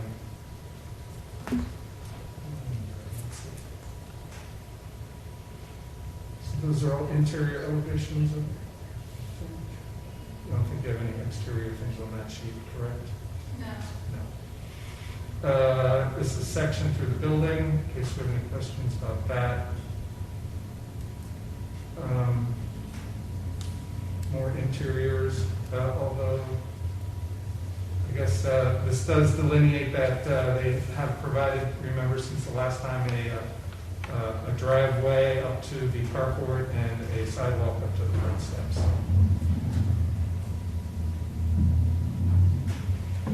And then our inspectors and zoning. Oops. That's Sarah's authorization. Then the inspectors, zoning says it meets it, but must, let's see, must, I should be able to read this handwriting. Must meet minimum building line as shown in the approved plat map from 1807 recorded on 3707. And the proposed project will require a building permit, so of course. All right. And our recommendations when you're ready. Okay. Is there anyone who has a conflict of interest with this project? Anyone who has any issues with the completeness of the project? So, ma'am, do you have anything else you want to say at this point in time? Do we have any notified proponents for the project that would like to speak? Notified opponents of the project that would like to speak? Seeing none, is there anyone with relevant evidence and has standing who would like to speak? Seeing none. Sir, could you give us your findings? Certainly. So this is for the project at 304 Queen Street for River Station Development Corporation. There, of course, are no descriptions of the blank piece of land. So 304 Queen Street is, the project is to include construction of a new infill house. Staff submits the following historic district guidelines are appropriate to this application. For development pattern 2.1.1 through 2.1.3, design principles 3.1.1 through 3.1.5, infill construction 3.4.1 through 3.4.4, Foundations, 4.1.3 and 4.1.4. Walls, trim, and ornamentation, 4.2.4, 4.3.3. I'm sorry, windows, doors, and openings, 4.3.3. Entrances, 4.4.4. Roofs, 4.5.4. Decks and patios, 4.6.2. Masonry, 5.1.3, 5.1.5, 5.1.6. Metals, 5.3.3 and 5.3.4. Paint, 5.4.2 through 4 and 5.4.6. The statements of reason based on the information contained in the application and staff's judgment are: the project is located within the primary, secondary, and tertiary AVCs. The zoning administrator and the chief building official have reviewed this project and commented accordingly. And 3, the project is not incongruous with the guidelines. Staff recommends the commission approve this application for construction of a new infill house. Thank you. Do we have anyone who would like to present any evidence from the state, the city, or any government body? Seeing none. Ma'am, would you like to say anything else at this point? No. Hearing none. Members of the commission, would you like to ask any questions, any comments at this point? Do we have a picture of the positioning of the infill construction on the lot? Yes. Can I see that?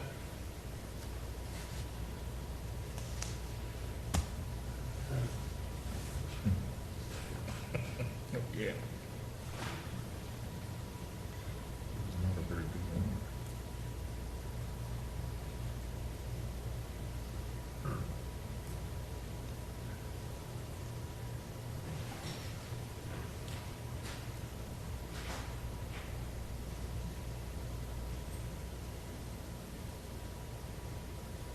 There you go.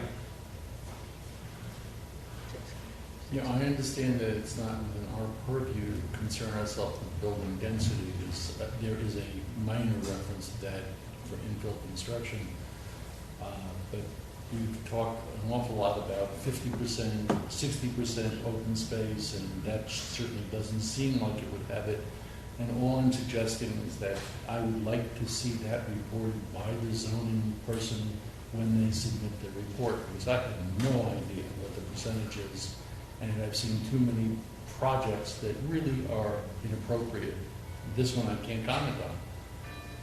But I just don't want that to happen again. Unless they can provide us with that information, it would be very difficult to say yes or no.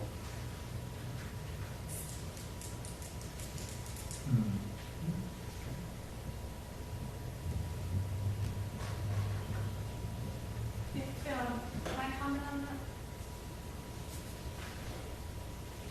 Absolutely. It's got the square footage of the lot up there, which is 2,665. 60% of that is 1,599, and our first floor plan is 1,016, and then the carport is another 200. So I've got all the numbers on there. We are the minimum. There's also the driveway, and there's now the sidewalk that goes to the street. So all I'm saying is that there are additional impervious surfaces that eat away at that 40%, and they're really not declared properly by the zoning board, not by us, and not by you. Right. So the zoning code only refers to the building coverage, not the impervious coverage. Yeah. So that means I could cement in my entire yard. Yeah. Yeah. Because I didn't think that was appropriate, or that meant code. So, yeah. I mean, so admittedly, the zoning code has some room for improvements, but and it is relatively old in many ways. So. On the other hand, the historic district has been granted extra building coverage area because they realize that the historic district has historically had homes on very small lots, and people have been needing driveways, sidewalks, patios, things like that, in addition to their actual building coverage. So that said, the historic district has been granted through the ordinance additional coverage just for that reason, that the rest of the city doesn't have. And Matt, I'm having a hard time placing, is this the lot that, it says it faces Queen Street. Okay, is East Front Street, is it on the corner of East Front and Queen? No. So let me zoom out a little bit. I'll show you for sure. But the next property is on that corner. So It's right, this is the corner that you're talking about right here. Yeah. So the next lot over actually is the one on the corner of Queen and East Front. This one is actually that small piece of grass that's between the detention basin Gotcha. and Queen Street. Squeezing it in. Yes.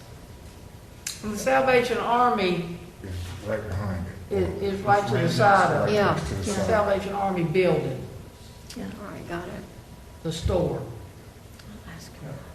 So this being a bigger view right there. And so this Yeah. property is this one down here. I don't know, can you see my little pointer? I don't know, but down here in the middle of the, or at the corner of the subdivision. Roughly how much distance between that right side and the alleyway or the drive? 7.5 feet. 7.5. The setback is what you're talking about, between the house and the actual, Yeah. and that's to the legal edge of the alleyway. There may in fact be more grass than that, because generally they aren't going to pave the entire thing from Okay. boundary to boundary. That said, however, it is an alleyway, so maybe only a few inches or maybe a few feet.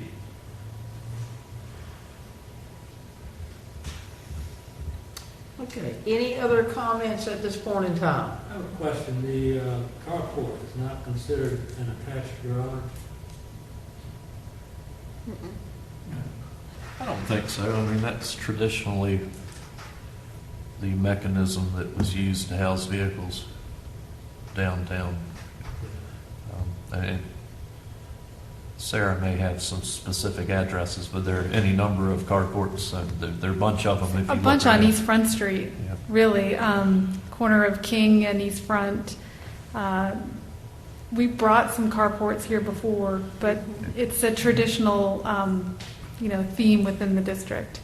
And in this particular case, we kind of thought the carport would lend itself to the cottage look and not having one small single door on the front of the house would, the carport would be a little bit more friendly to the road. That may or may not be true, but that's what we thought. Okay, any other comments or questions at this point? So does everybody understand what we're going to vote on here? So can I have a motion? Madam Chair, I move that we find the application for a certificate of appropriateness for 304 Queen Street to be in non-congruence with New Bern Code of Ordinance Section 1511, 15411 to 15429, and New Bern's Historical District Guidelines based on the following specific guidelines and findings of fact. Developmental patterns 2.1.1 through 2.1.3. Design principles 3.1.1, 2, 3 through 5. Infield construction 4.4, 3.4.1, 2, 3, and 4. Foundations 4.1.3, 4.1.4. Walls, trims, and ornamentation 4.2.4. Windows, doors, and openings 4.3.3.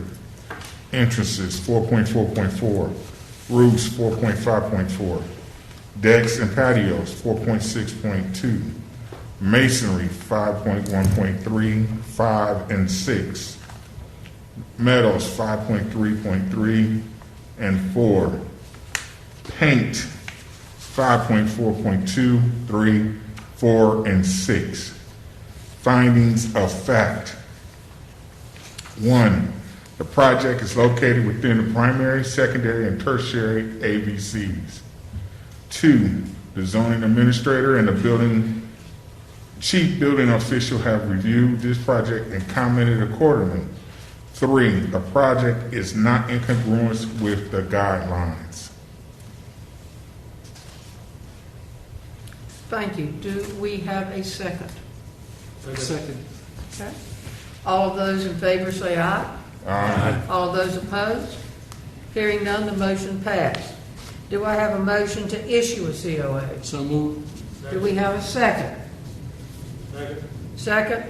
All of those in favor say aye. Aye. All of those opposed? Hearing none, the COA can be issued.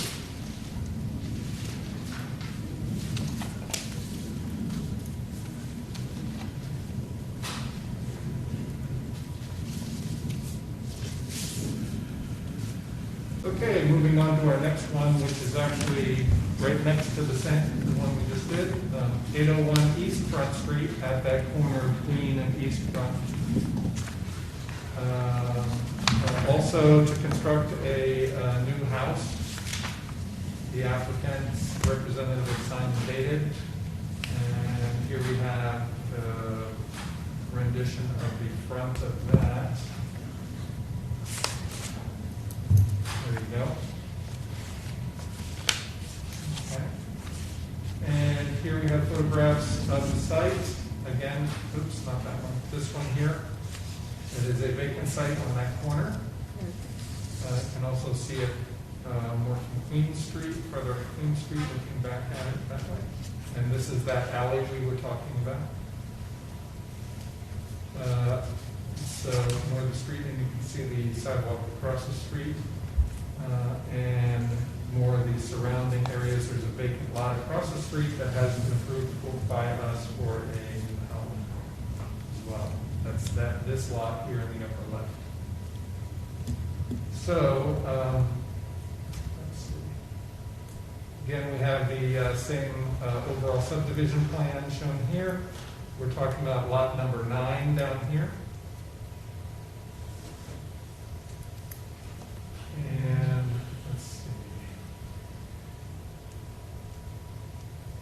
We're going to see the plan shown, there we go, on the site. In this case, the front door and address is off of East Front Street. So this is the front door, and there's a front porch, although then the porch has steps down to Queen Street as opposed to East Front. What's not shown here is that there's public sidewalk out front, outside the property line on East Front Street. Then in the back, we have a 2-car garage that is what enters off of the alley. Let's see, this one also has that fireplace feature, in this case on the right-hand side of the house.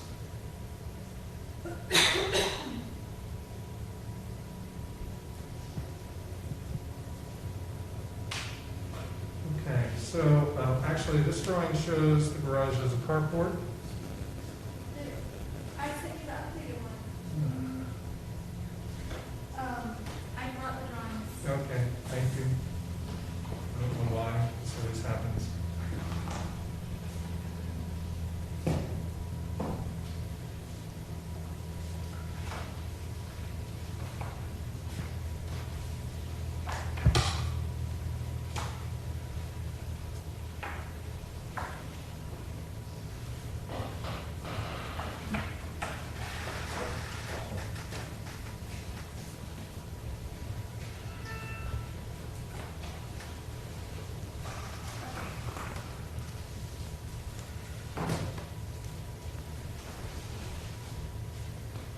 I was wondering why that site plan looked funny.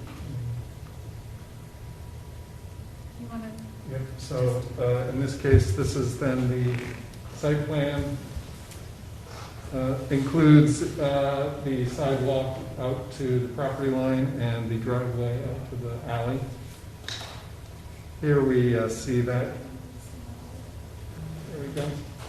The garage now has garage doors. It's not a carport. And then the rest of the plan is the same. On the second floor, there's a balcony that you see in the front elevation, because this is the front of the house over here. This is the roof plan.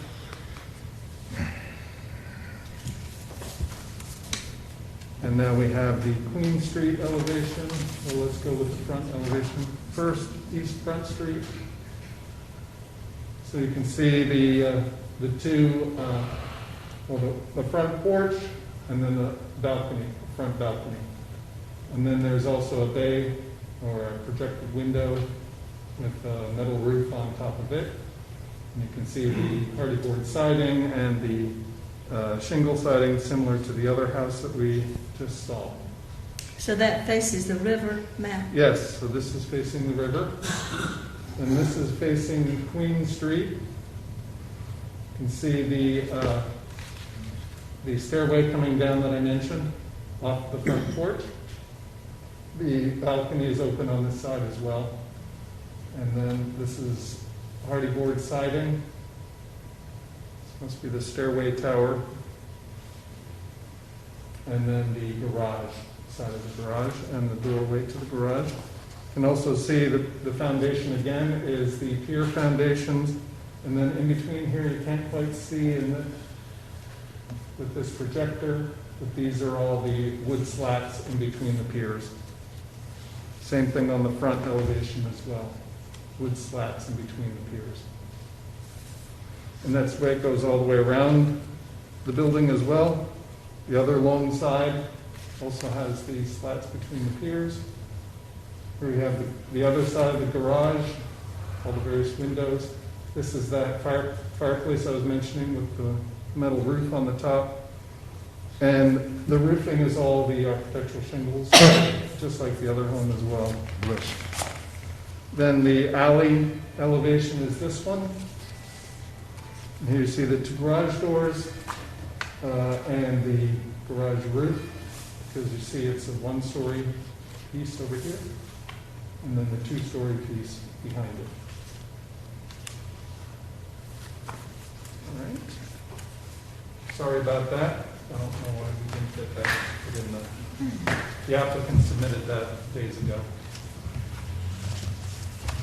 All right, so if we have any other questions about the drawings, we'll have to go back. Then we have here's their authorization and the inspections and zoning report.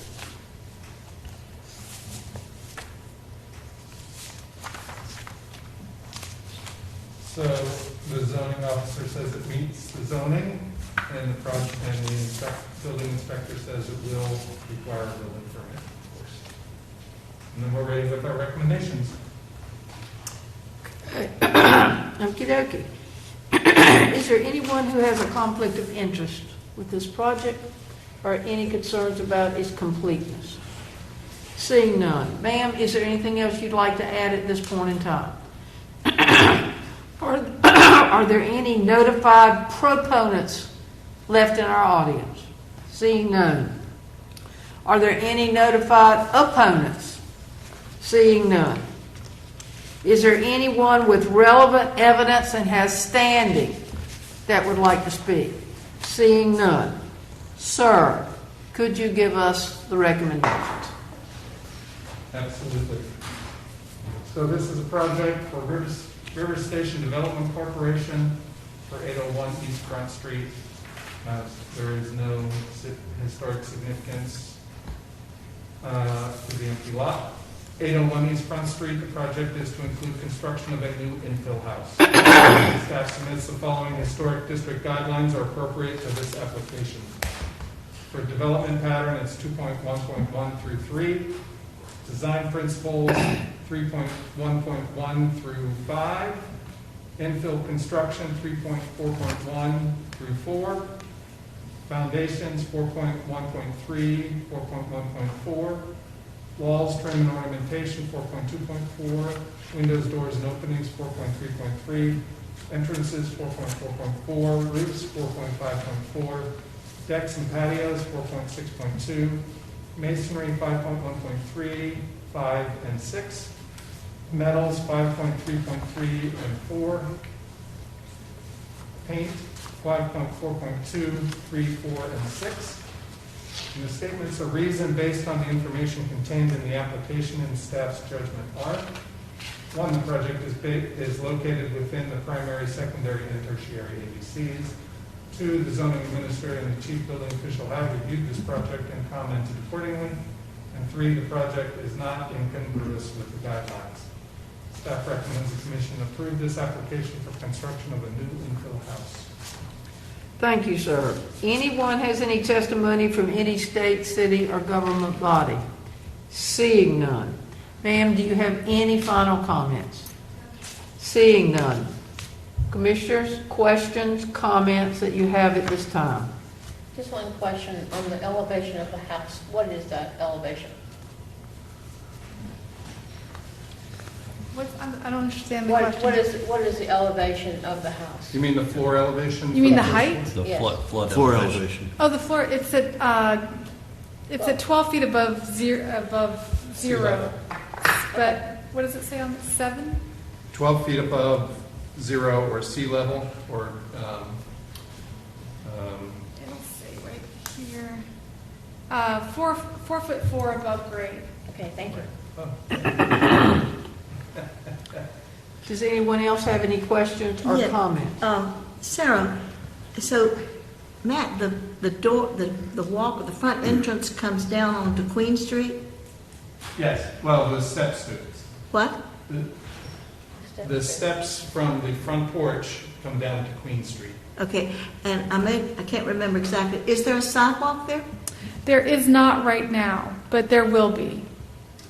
Like, That we're doing these 2 houses now. I'm planning to bring back another 2 next month and another 2 the month after that. So this project is going forward full force. So there will be a sidewalk there very soon. so if the sidewalk goes in and it goes down onto Queen Street, why does it have an east front address?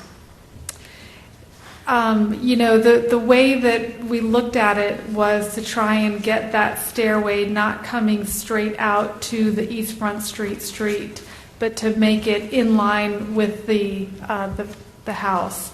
And there are lots of corner lots that have a door facing one direction and an address on another. But that address for all the houses facing the East Front Street are East Front Street. And the city of New Bern determines that. The police department actually gives us the addresses for those houses. Yeah.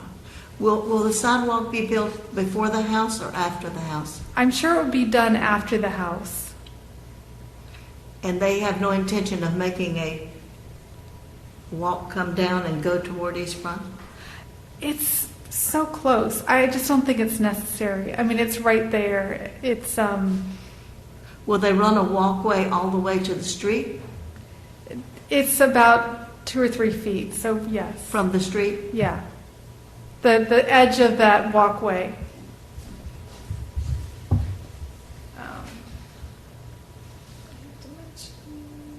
I mean, for, I don't know if you can see it. It's about 4 feet of sidewalk. I mean, actually, the sidewalk itself is right now is running. There's a strip. Well, we so don't have a sidewalk, so. on East Front Street. There's a sidewalk. Oh, Yes. you said there is a sidewalk. Yes, ma'am. There is a Okay. sidewalk along East Front Street, just not Queen Street. So, when they put that sidewalk in on Queen Street, the steps will come to that sidewalk, and there will be a couple of feet in there that we will infill with concrete. Okay.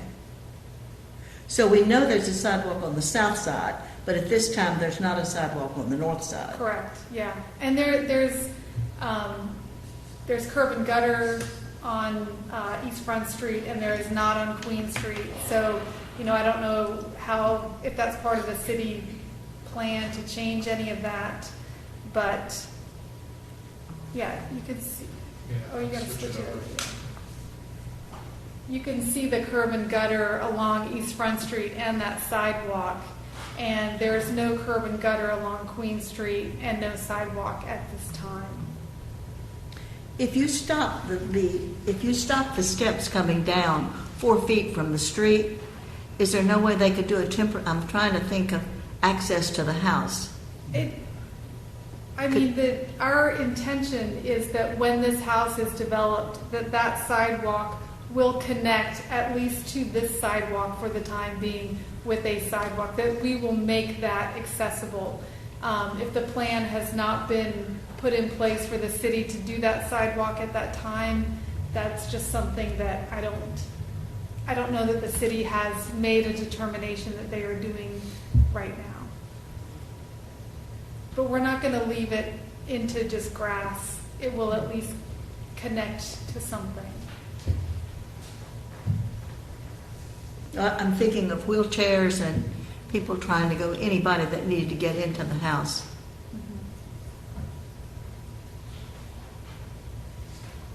Okay, any other questions at this time? Yes, Madam Chair. This is an attached garage. How is that not incongruous with the guidelines? So that's a poignant question you raise. And first thing I want to say, it's interesting, not often do you set a development pattern in a historic district, but now you're seeing how a development pattern can influence the built environment vertically. And it's a very different character than what we've got everywhere else in the district. In other words, there's a picture of a similar property that essentially has the same mass and scale. Here in this application. Yeah, right there. So you see that these particular proportions of lot generate those proportions of buildings. And so to better answer your question, George, I've been thinking about that myself because you brought it up in the last application. And on page 2-8, we've got a diagram talking about accessory structures. And then we also have a guideline, and it's 2.6.1. 2.6.1 says locate accessory structures in secondary or tertiary AVCs and behind primary structures when possible. Accessory structures are to be secondary to the primary structure in regard to mass, scale, form, and structure. The important part of that guideline is the first sentence, in my opinion. And so in this case, if we were to think in conventional district conditions or situations, essentially the garage is in the tertiary area, right? It's on the alley, on the service side of the house. Okay, so we don't consider that a street back there? Well, it's an alley, and in fact, this particular development pattern depends heavily on that alley for everything from garbage collection to utilities. That it should most of the utilities should use that alley as opposed to the main street. But also in terms of parking, the idea behind that particular development pattern is that's where you park your car in the evening, and you kind of enter your house backwards. It goes back to something commonly referred to as new urbanism, or there are a number of other new titles for that same development pattern that have come up. But before I digress, I haven't answered your question. And so I look at that diagram on page 2-8 of accessory structures, and we've got a situation that says yes, where essentially it's got the detached accessory structure. And then where it says no is more of a typical suburban model where the garage, oh, there we go. How about that? Let's hear it for staff. So the diagram on the left, as it comes into focus, where it says yes, you see the shaded building. It probably just came up. There you go. In the backyard, that's kind of our typical setup. And then where it says no is more of the suburban model, where you've got the intent of the guidelines, in my opinion, is to prevent having that garage door be on the main street or the main facade of the house. And certainly not being the closest thing to the road. In other words, becoming the focal point as opposed to the front door. So, in my thinking, at least this is how I rationalize this application and how it's not problematic. The thing that makes me feel better is I didn't see anywhere in those guidelines where it said, attached garages are prohibited. Yeah. It just says they ought to be in the secondary and tertiary area. And so Isn't this exactly like the Bell House, though? Paragraph 2.6.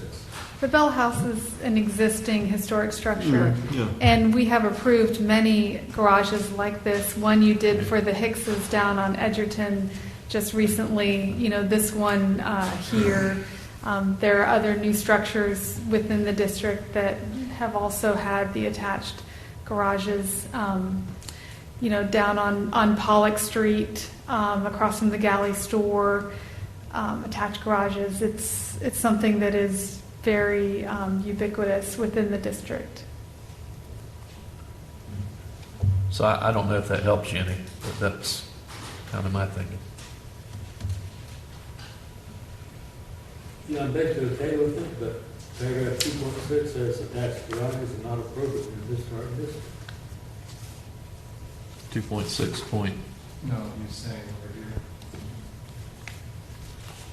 Oh. And I do remember a house that we did when we first got on the commission, that they wanted to attach the garage to the back of the house. But that was a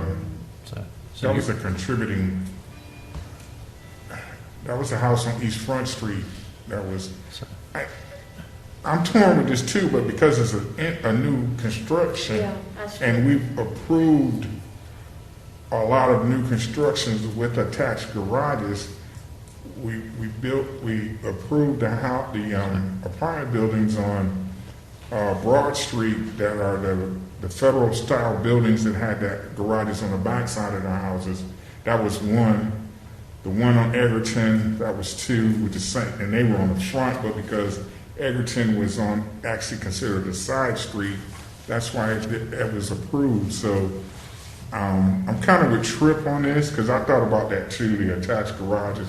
But because it's a new infill construction and where it's at, I believe that it's acceptable just based on what we've already approved with new construction. That's my thinking on that. I mean, And I would agree with you, James. I guess what I would recommend, and not with regard to the specific application, but the language on page 2.7 needs to change. Right. And so that would go to your committee. Yeah. For guidelines. So your point's taken, George. I hadn't seen that, what was on the other side of the page.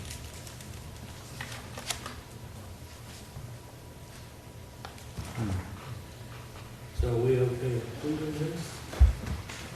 well, I am because it's new construction, but I'm just one person. Because we've already, like I said, we've done it in the past. We've done it on Broad Street.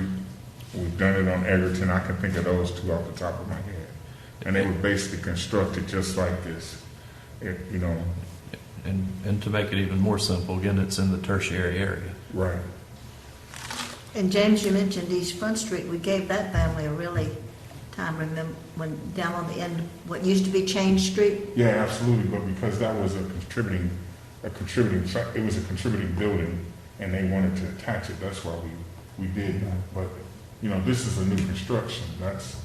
I think, like Joe just said, it's something that needs to go back to committee, and I think that's between new construction and a contributing factor, and then tertiary is something that we all need to consider on this, and I think that needs to be added to that. Because what we've already approved, I'm just going off of what we've already approved. With new construction, we've approved new construction with attached garages. Like I said, I can think of two off the top of my head that we've done. Yeah. You know, so, And both of those examples are relatively recent. right. So for example, the one that we saw in the photograph that's in this same development was built over 10 years ago. So the guidelines have been revised since then. So Well, I don't even want to go that far back. I'm just talking about in the last So, 6 to 8 months. I'm And I saying- believe, Sarah, you brought us the one on Broad Street, correct? Yes. So, and I know all those apartments have attached garages, and it's a federal style building, so. Okay. Yeah, this is something we need to take to committee. Because I see it's coming up again. It strikes me that it depends on the design, whether it works or not, because in the example here, it's interesting, combining it, the no adds significantly to the mass of the house, and that looks like it's why it's a no. So it's more a question of the design than the specifics of is it contemporary or is it new construction? Well, I think the no is the issue is that it's in the front of the house, is it not? Is it not in the primary? It's not in that design in the no column here. Well, It's on the side. this also presents an issue because Queen Street, this is a corner house. So is the garage in the secondary area or is it in the primary area? Because it's facing Queen Street. Now, the garage door isn't, but the garage is. And then, so now we have the issue, are we talking about the garage or are we talking about the garage doors? And so that's where all that language has to be cleaned up. And I think our primary responsibility, and I think that's where change is coming from, is we need to make sure that we're consistent in our guidelines to help us do that. Well, and another thing that we need to consider if we're thinking about the guidelines is this is, I guess there's already one house there, but this is another house in this development. You say you're going to bring us 4 or 5 more in the next months to come. So if we're thinking about the guidelines and changing the guidelines in some way, it seems like it might be a little bit problematic to approve this house as it is and have these other houses come along and them not be able to be built in the same way that this house is being built, if I'm being clear. And There'll one be of different guidelines. Yes, and one of the significant differences between this situation and almost everywhere else in the historic district is that there's an alley. I can't think of an alley anywhere. Well, Maybe someone has one, but in this case, an alley presents a different opportunity to provide even a detached garage to have access off of the tertiary area instead of even, in the yes scenario here, a driveway off the front. So an alley changes the entire thing. well, And that's okay, exactly what the owner did when they set up the site plan, which they developed with the city, was the idea of the alleyway so that you would not have a garage, be entered from the front. And they wanted to be sensitive to keeping East Front Street, every house be different and not have it be, like duplexes all the way up. They wanted the character to remain the same and to remain a porch-friendly walking district and let that garage space be in the tertiary area. I mean, I very much appreciated what Tripp said. I mean, that to us, in looking at the whole development, was the idea behind it, that you put that garage somewhere that's out of the way, that's not seen. If I may, that as we progress forward and as you progress forward with designs for the rest of this subdivision, the alley for the homes across the street on East Front Street, the alley is facing the river. And so I would hope that maybe you're able to address this problem as an opportunity so that we don't have garage doors facing a river as well. It's the next one in line, so you'll see. Thank you for telling us that. Matt, do we have anything, I don't remember anything in the guidelines that addressed an alley. We don't, because it didn't exist before. The closest thing that comes to an alley, in my mind, would be the new construction that will be on Broad Street, where the church had to give part of their parking lot up. I mean, that you could consider that as a somewhat alleyway. Or Edgerton.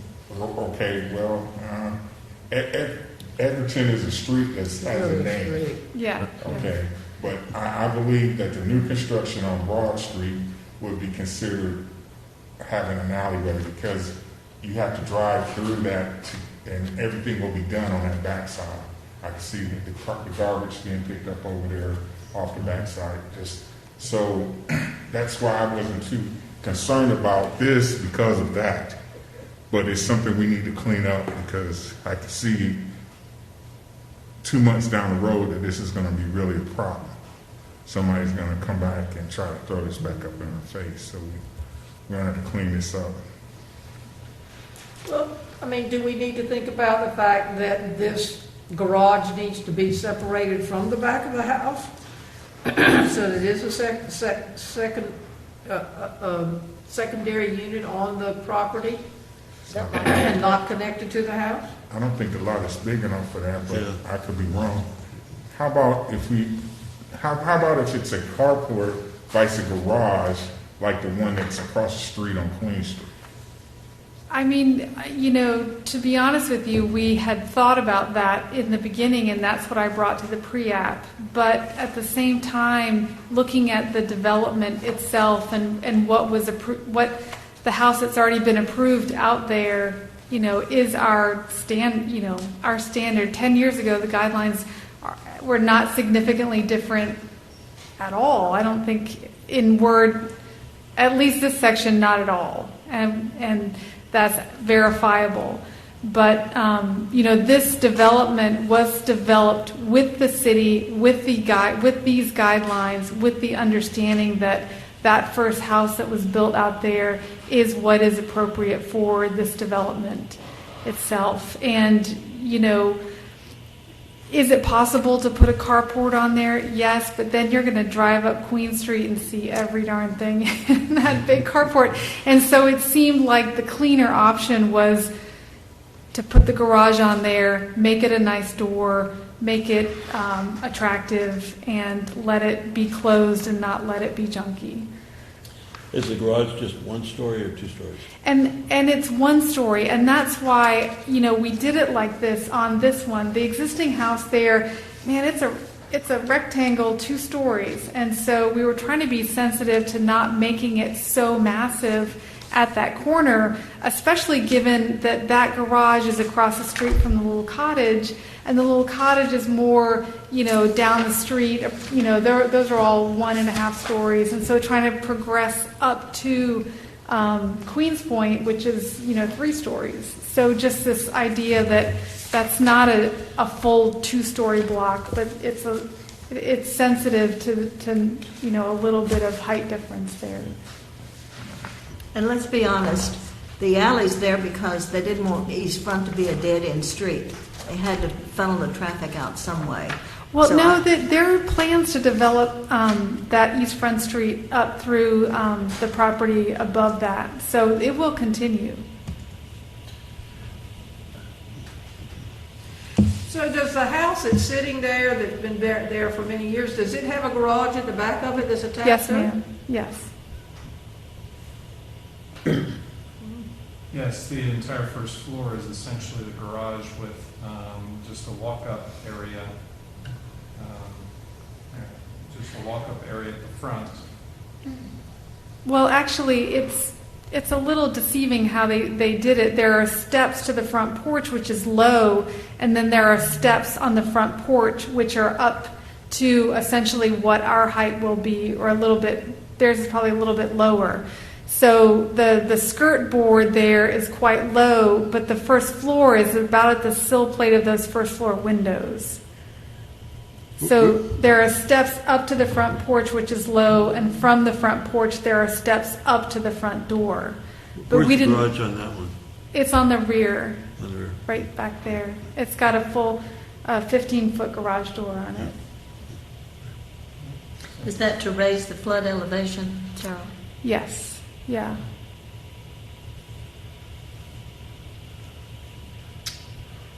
So it seems like we need to decide before this thing gets going, because there's lots and lots and lots in there, and you're gonna bring us 4 or 5 more.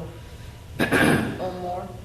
Or more. Yeah, well, there's, like I said, there's So- lots and lots. And then to think about the buildings that are gonna front the river, is where are you gonna put those garages? Good thinking, Ruth. How far does the historic district go out that way? It goes beyond this tract. Yeah. In the marina, Let's they just want say to- another 500,000 feet. So we're going to... Where the old ice house was, the old Yeah. ice house was in the historic district. Okay. Well, all of North Craven Street was in, No. No, it ends, Yeah. ends where the old ice house was the last I think property. it goes to the lumberyard. There's a portion missing in Yeah. the middle there. Most of the train yard is not in it. A small portion of it is, but most of the train yard is not. And then right around just this side of the tracks, it starts again. The tracks being the trestle bridge across the river, just this side, a couple of homes on this side of the tracks. That's it. So the development pattern is going to drive every residence is built out there. And they're all going to have the front doors in one place, and they're all going to have the back doors in one place. And, you know, I appreciate the philosophical discussion we're having, but I'm afraid the ship has sailed. Where there, you know, there aren't too many alternatives realistically. Can we put Be- that wording in? Well, you can. I mean, I guess the real question is there another large tract of land that can be replatted? And I don't think there is. Well, the next one up. Another subdivision. Essentially, Yes. this is a subdivision that got set up. None existing. Yeah, and so No that, undeveloped, pre-approved subdivisions, correct. And Yeah. I just want to say one thing about the developer worked with the city and gave away 30 feet at the waterfront along with that sidewalk because the intent of that neighborhood north, according to Allison Platt, is to have access to the water. And so to me, that's a huge deal because all the other houses along East Front Street don't let you walk along the water. And so he gave that up in order to create this smaller lot. That 30 feet right there is quite a significant piece of land that could be owned by an individual, but yet was given to the city for public access. And to me, that's something that, was done with the idea of the alleyway and being able to enter from not the East Front Street side, which, is nice to be preserved as porches and front doors and part of that true historic district. So the sites that are on the riverside, so is there an alleyway behind where those Yes. lots are? There's an alleyway, and then there's a sidewalk, and then there's 30 feet, and then there's the water. So are the people that are going to build their houses over there going to put their garages on the riverside? Yes. You don't want that on the East Front Street side. Well, but are they going to want their garages on the riverside? Because above that garage, you can have a nice porch and a deck and a covered deck looking out over the river. I mean, to me, that garage door on that side there's no reason that can't be attractive, and if it's underneath the porch, like we did on Edgerton, it's hidden, it's not right at the street, it's a little bit back so that you don't see it right up front. And then walking along there, if those garage doors are all set back and you've got a nice, deep front porch to sit out on, that's your river view. It's just you don't personally own up to the river. That's public, and the public can go walk along there and enjoy that. So I was going to say earlier, the development pattern is going to set the character for all these residences, and that kind of gets me back to guideline 2.1.1, where we talk about placement of infill construction, and the relationship of a structure to the property boundary should be similar to those up the street, down the street, and in most cases across the street. And I think we're just going to have to adjust our thinking away from what are usually single-family detached. Usually that's the context we're working in with accessory buildings. That this particular neighborhood is going to have a different flavor. And it's different from everything else that I can think of in our historic districts.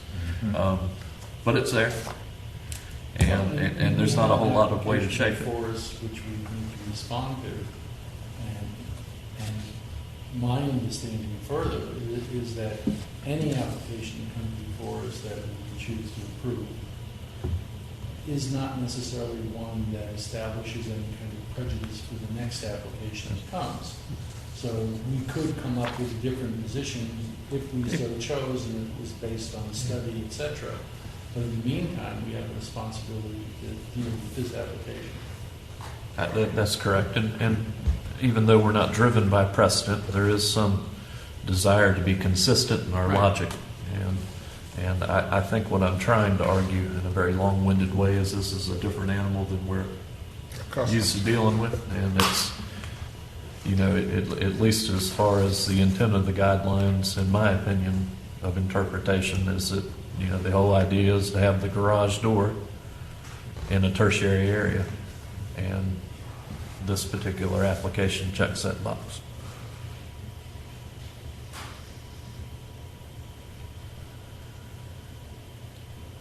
So where do we go from here? A motion. I'm going to make a motion. Madam Chair, please call for a motion. Yes, I call for a motion. Does someone want to make a motion? Madam Chair, I move that we find the application Or course. for a certificate of appropriateness for 801 East Front Street to be in non-congruence with New Bern's Code of Ordinance, sections 15411 through 15429, and New Bern historical guidelines based on the following specific guidelines and findings of fact. Developmental patterns 2.1.1, 2, and 3. Design principles 3.1.1, 2, 3, 4, and 5. Infill constructions 3.4.1, 2, 3, and 4. Foundations 4.1.3, 4.1.4. Walls, trims, and ornamentation 4.2.4. Windows, doors, and openings 4.3.3. Entrances 4.4.4. Roofs 4.5.4. Decks and patios 4.6.2. Masonry 5.1.3, 5, and 6. Metals 5.3.3, 5.3.4. Paint 5.4.2, 3, 5, and 6. 4 and 6? 4 and 6. And I'd like to add 2.6.1.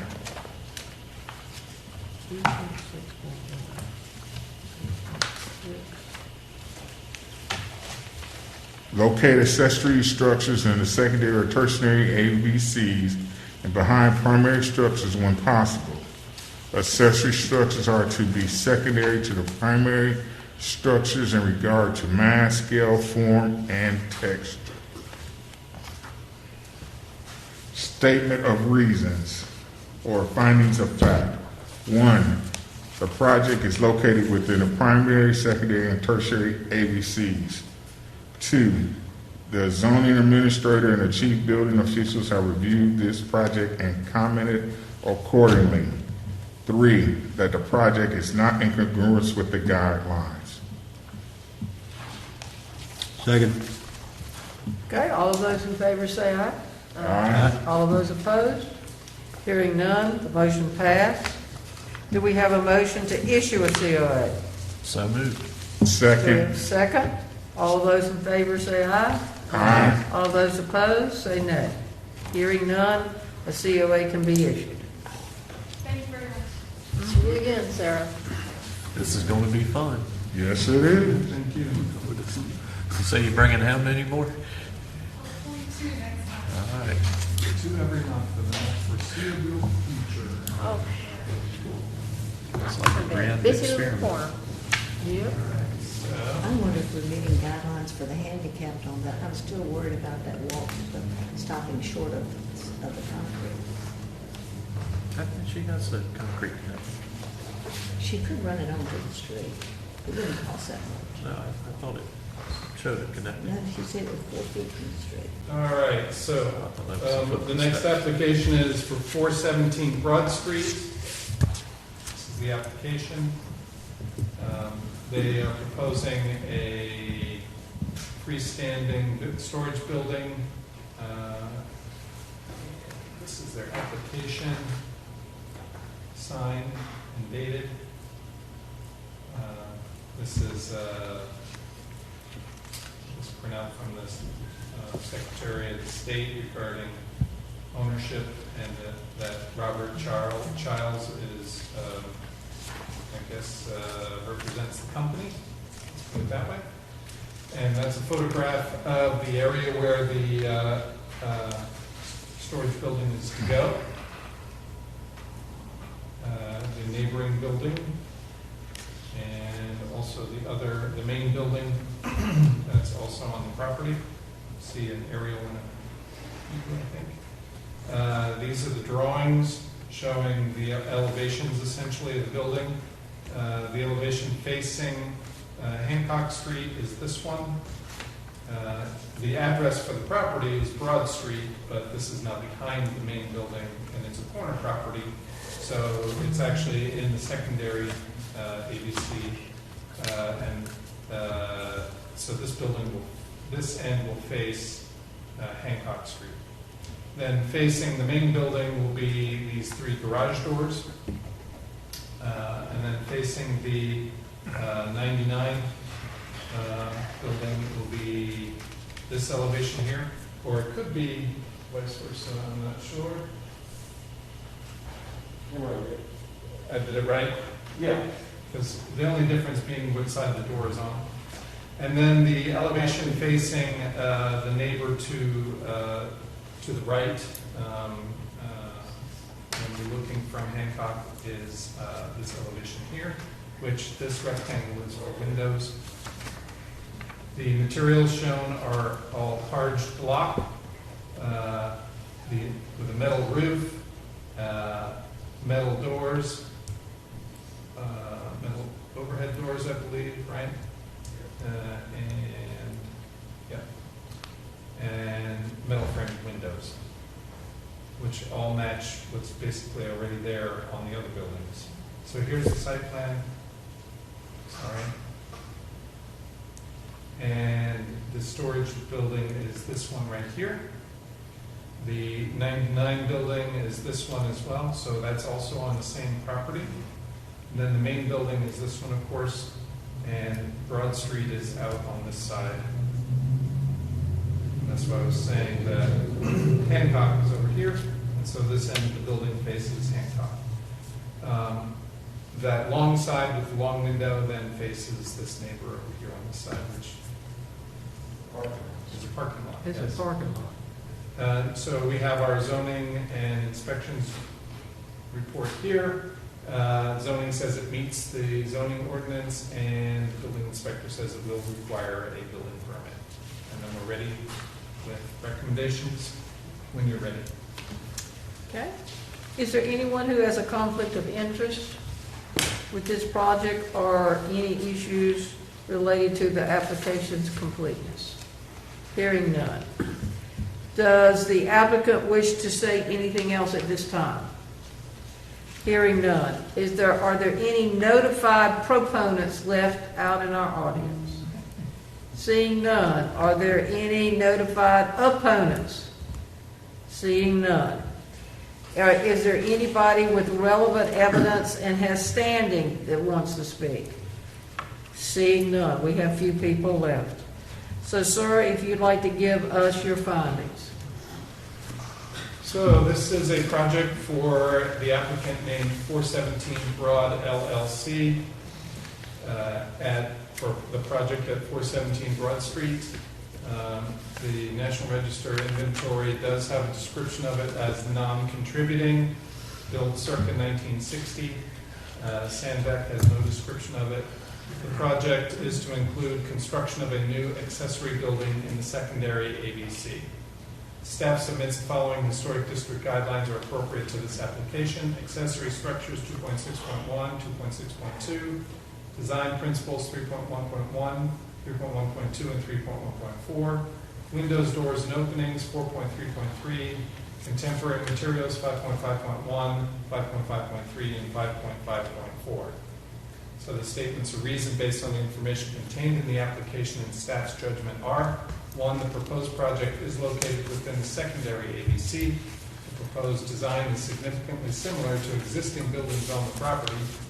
3, the zoning administrator and the chief building official have reviewed this project and commented accordingly. And 4, the project is not incongruous with the guidelines. Staff recommends the commission approve this application for construction of a new accessory building in the secondary AVC. Thank you. Is there anybody from the state, city, or government who would like to make comments? Seeing none. Sir, would you like to make any final comments? Seeing none. Members of the commission, what questions do you have? Comments do you have? Pete, have you changed anything since we saw you last in your application? No, it's the same. We sent maps and pictures of doors. Thank you. Does it landlock that back, or do you still, the vehicles still go? There's an alley, if you look back, go back, Matt, go down a little bit. There's an alley that runs between the existing building and Route 99, and we've maintained that width. It's about 14 and a half feet wide. And there's enough to drive between the existing building and that building? Yeah, you can drive a full-size truck through it. No problem. Yes, so the dimensions shown here are 37 feet from the existing building to the property line, 3 feet away from the 3.2 feet away from the property line, and then 18.72 foot wide building. So that's essentially 22 feet subtracted from 37 should leave you 15. 15 feet to drive through. Although there is a sidewalk curve there. So. That's not a sign. Okay, are there any other questions at this point in time? Okay. Do I have a motion? Madam Chair, I move to find the application for 417 Broad Street. I move to find the application for a certificate of appropriateness for 417 Broad Street to be not incongruous with New Orleans Code of Ordinance, Section 15-411, 15-429, New Orleans Historic District Guidelines based on the following specific guidelines and findings of fact. Applicable guidelines: 2.6.1, 2.6.2, 3.1.1, 3.1.2, 3.1.4, 4.3.3, 5.5.1, 5.5.3, 5.5.4. Findings of fact. The proposed project is located within the secondary AVC.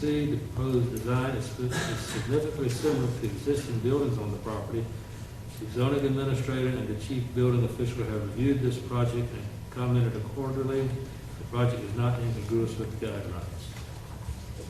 I second the motion. Thank you, sir.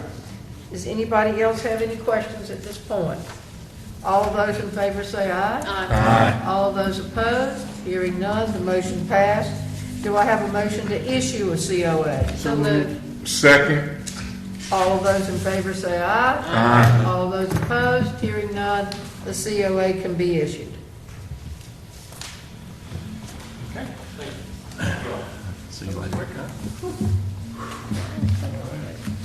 So, last but not least, right? Yes. Okay. Oh, good, thank you. All right, I'll add that in here in a second. So this is the application for 508 Middle Street. And it is signed and dated. Is that your signature, Charles? That's my signature. Okay. So in that case, it's appropriate to also enter into the record the, let's see, the certificate of appropriateness owner's authorization is there to allow Charles to be their representative. All right. Going back. So this is a site plan. Primarily, you can see the existing building in gray, and there's two proposals here. One is for a new shed or pavilion, I would call it, and then also replacing several windows in the existing building. One set or one window here, another set of windows here. And then lastly, also inside this little, inside the J here. So, zoom this one out.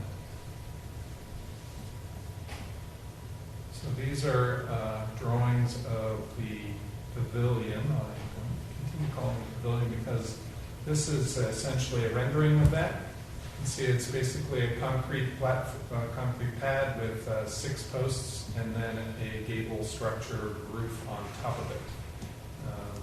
All the sides are open. All right, there's the plan. Here are the elevations. 7 and 12 pitch. The roof is 7 feet off the ground.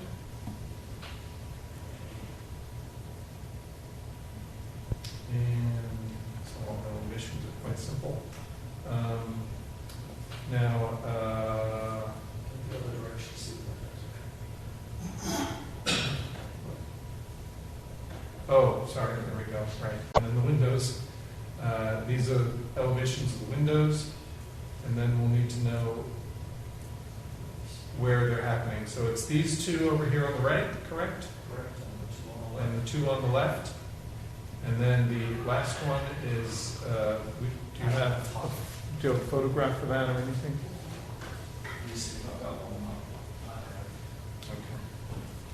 Okay. So, and these you can see, these for the front anyway.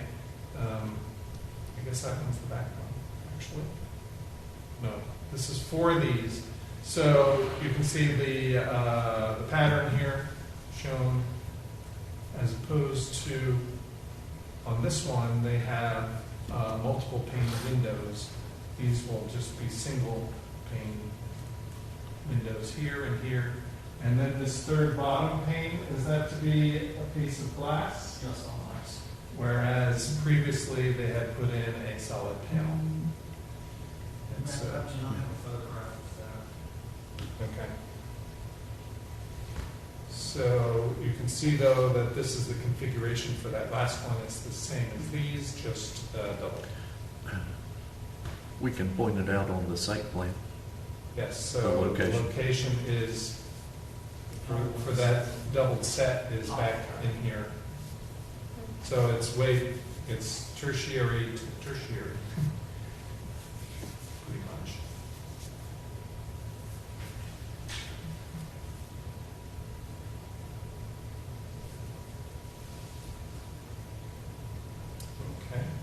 The pavilion is here, dimension 10 feet from the property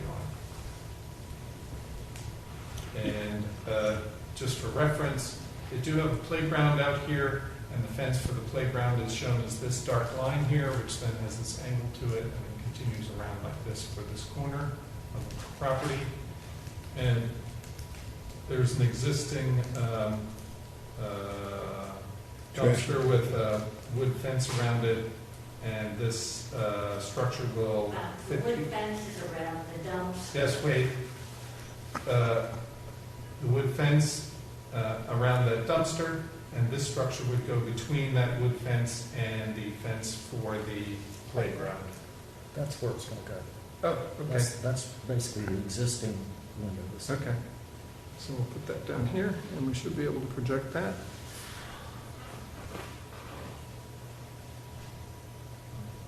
Well, move in a little bit. So there we go. It gets a little better. There we go. It's this window right here. Right there. Did the photos show Oh, wait, our property? wait. You have to wait. Okay. So, let's see. Then we have the zoning and inspections report here. Got to turn off the, Yep, thank you.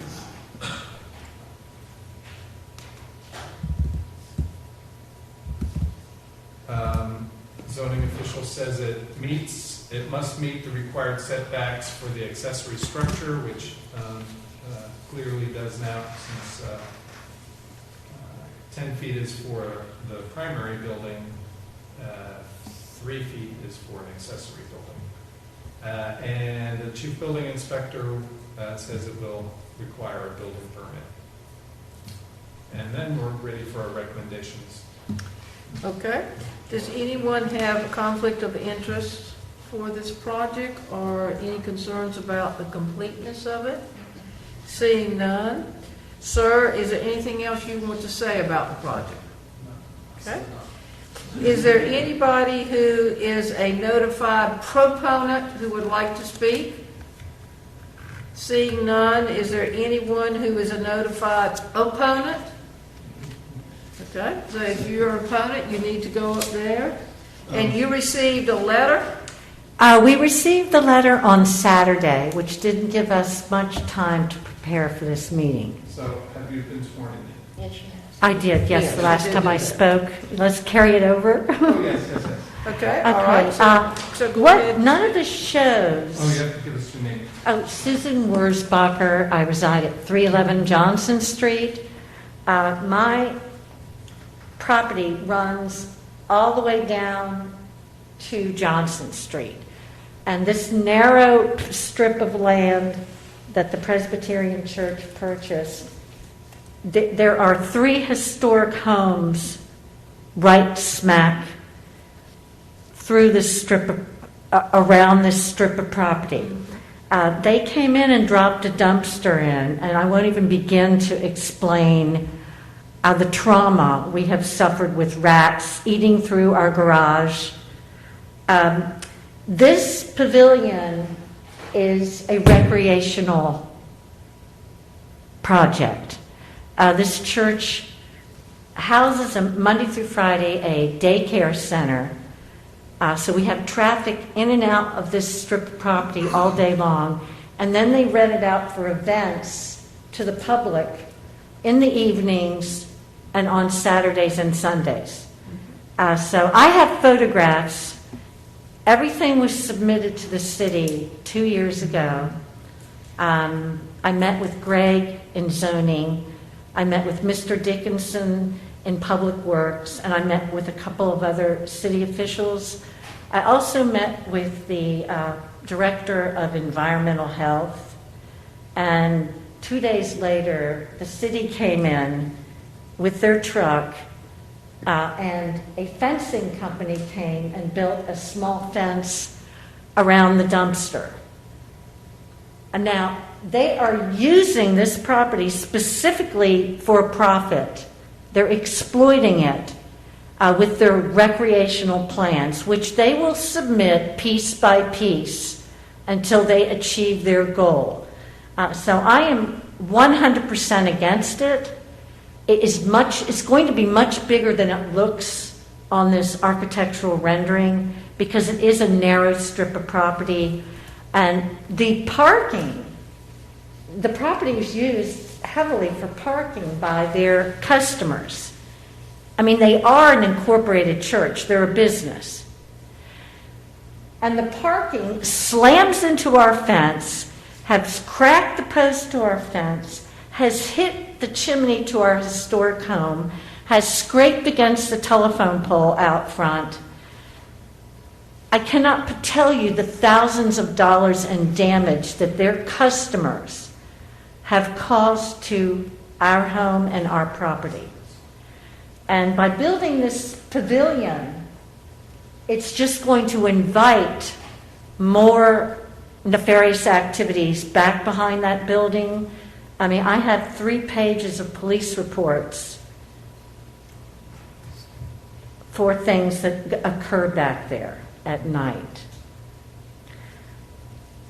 I don't think this is an appropriate place within 3 historic properties to conduct this recreational event center and the building they're proposing. They could put a picnic table out there like they had before, which can be moved when there's a hurricane or flooding. I have nothing more to say at this time. Okay, thank you very much. Okie dokie. Does the applicant want to say anything about this, what she just said? No? No?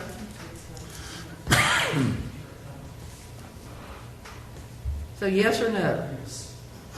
Come up. So you have to come up Come up to the speaker, please. to the speaker if you're going to respond. The area that we're talking about is for the use of the church.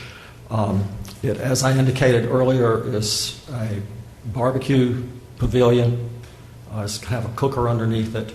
And as far as what she was talking about, that's primarily individuals that are dropping children off at the daycare center that, our preschool center, I guess I should say, that we manage. And as far as the rats, I don't know what you can say about that because they go in virtually every dumpster that's downtown.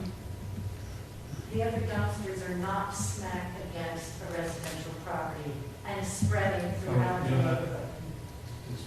I'm sorry. Okay. All righty. So, is there anyone who has relevant evidence and standing that would like to speak at this point? Seeing none. Sir, can we have your findings? Certainly. This is a project for the First Presbyterian Church for their property at 508 Middle Street. The historic property name is the former St. Paul's Fellowship Center. It is listed as a non-contributing structure. In the inventory, described as being built at circa 1960. Sandbeck has no description. So the project is to include construction of a new accessory building in the tertiary AVC and replacement windows in the primary and tertiary AVCs. Staff submits the following historic district guidelines are appropriate to this application. For accessory structures, 2.6.1, 2.6.3, design principles 3.1.1, 2, and 4. For windows, doors, and openings, 4.3.3. For paint, 5.4.2 and 3. Contemporary materials, 5.5.1, 3, and 6. And for statements of reason, based on the information contained in the application and staff's judgment, are 1, the proposed project is located within the primary and tertiary AVCs. The zoning administrator and the chief building official have reviewed this project and commented accordingly. And 3, the project is not incongruous with the guidelines. Staff recommends the commission approve the application for construction of a new accessory building in the tertiary AVC and replacement windows in the primary and tertiary AVCs. Thank you. Is there anybody who has testimony from the city, the state, or any government agency? Seeing none. Are there any final comments, sir, you would like to make? No. Members of the commission, discussion, questions that you may have at this point? What is the purpose of the accessory building? It's just a house and barbecue cooker.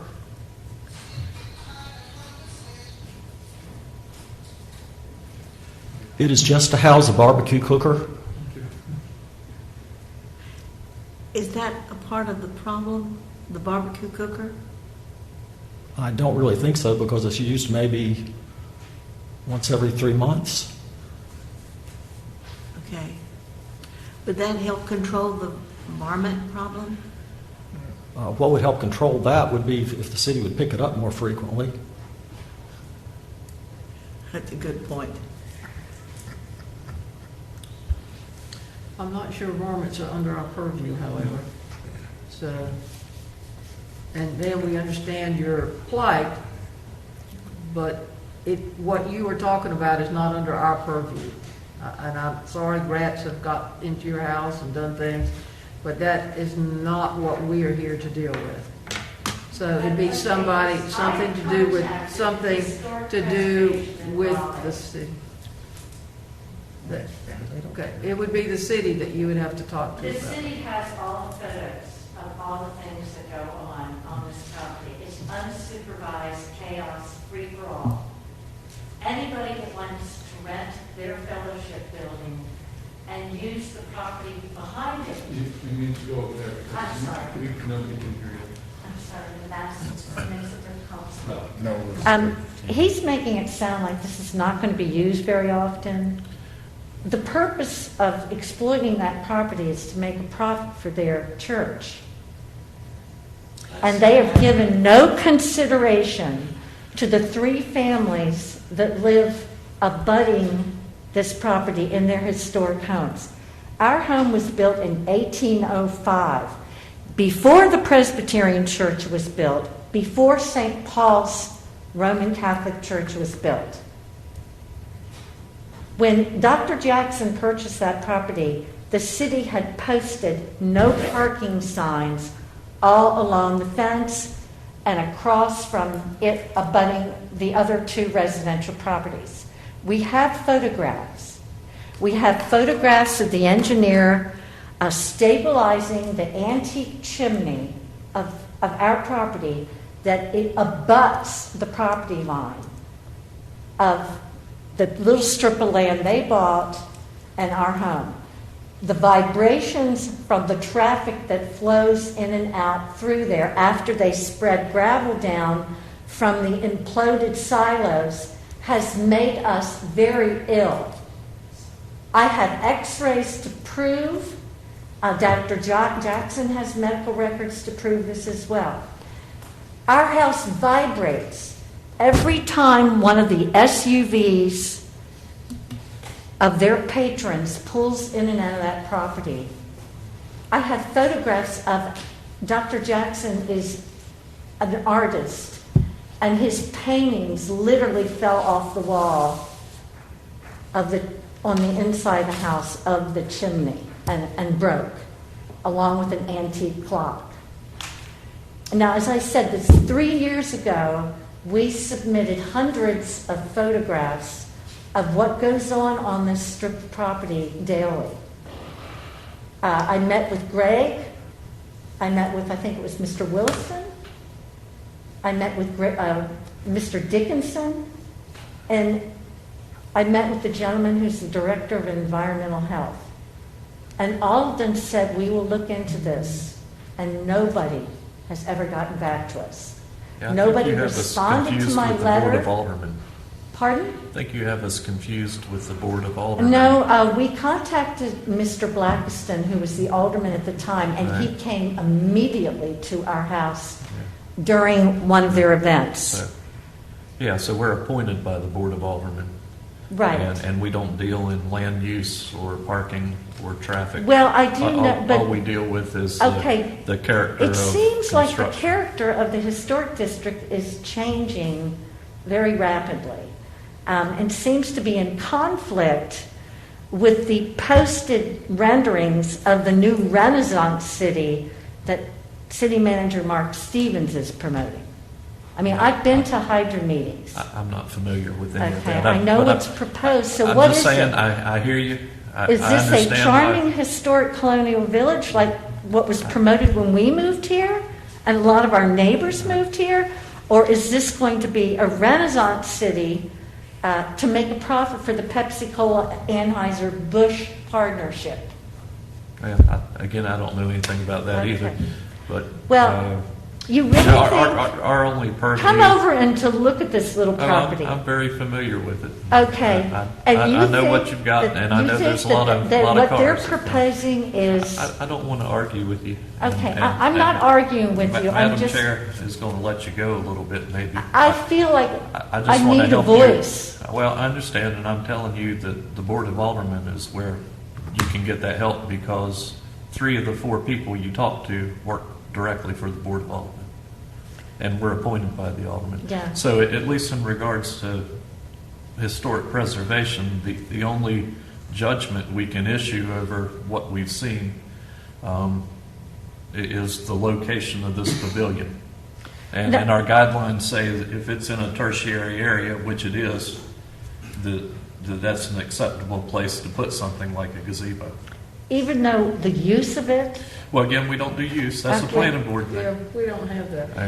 And so I hear your concern, and I know why you're upset, and I know from, my children used to go to the preschool, so I know what happens back there certain times of day, and I know that dumpster's been there a long time. And it's been there several years. yeah, well, it's been there more than several. It's It's 20 been there years ago about is when I 5 was- years now.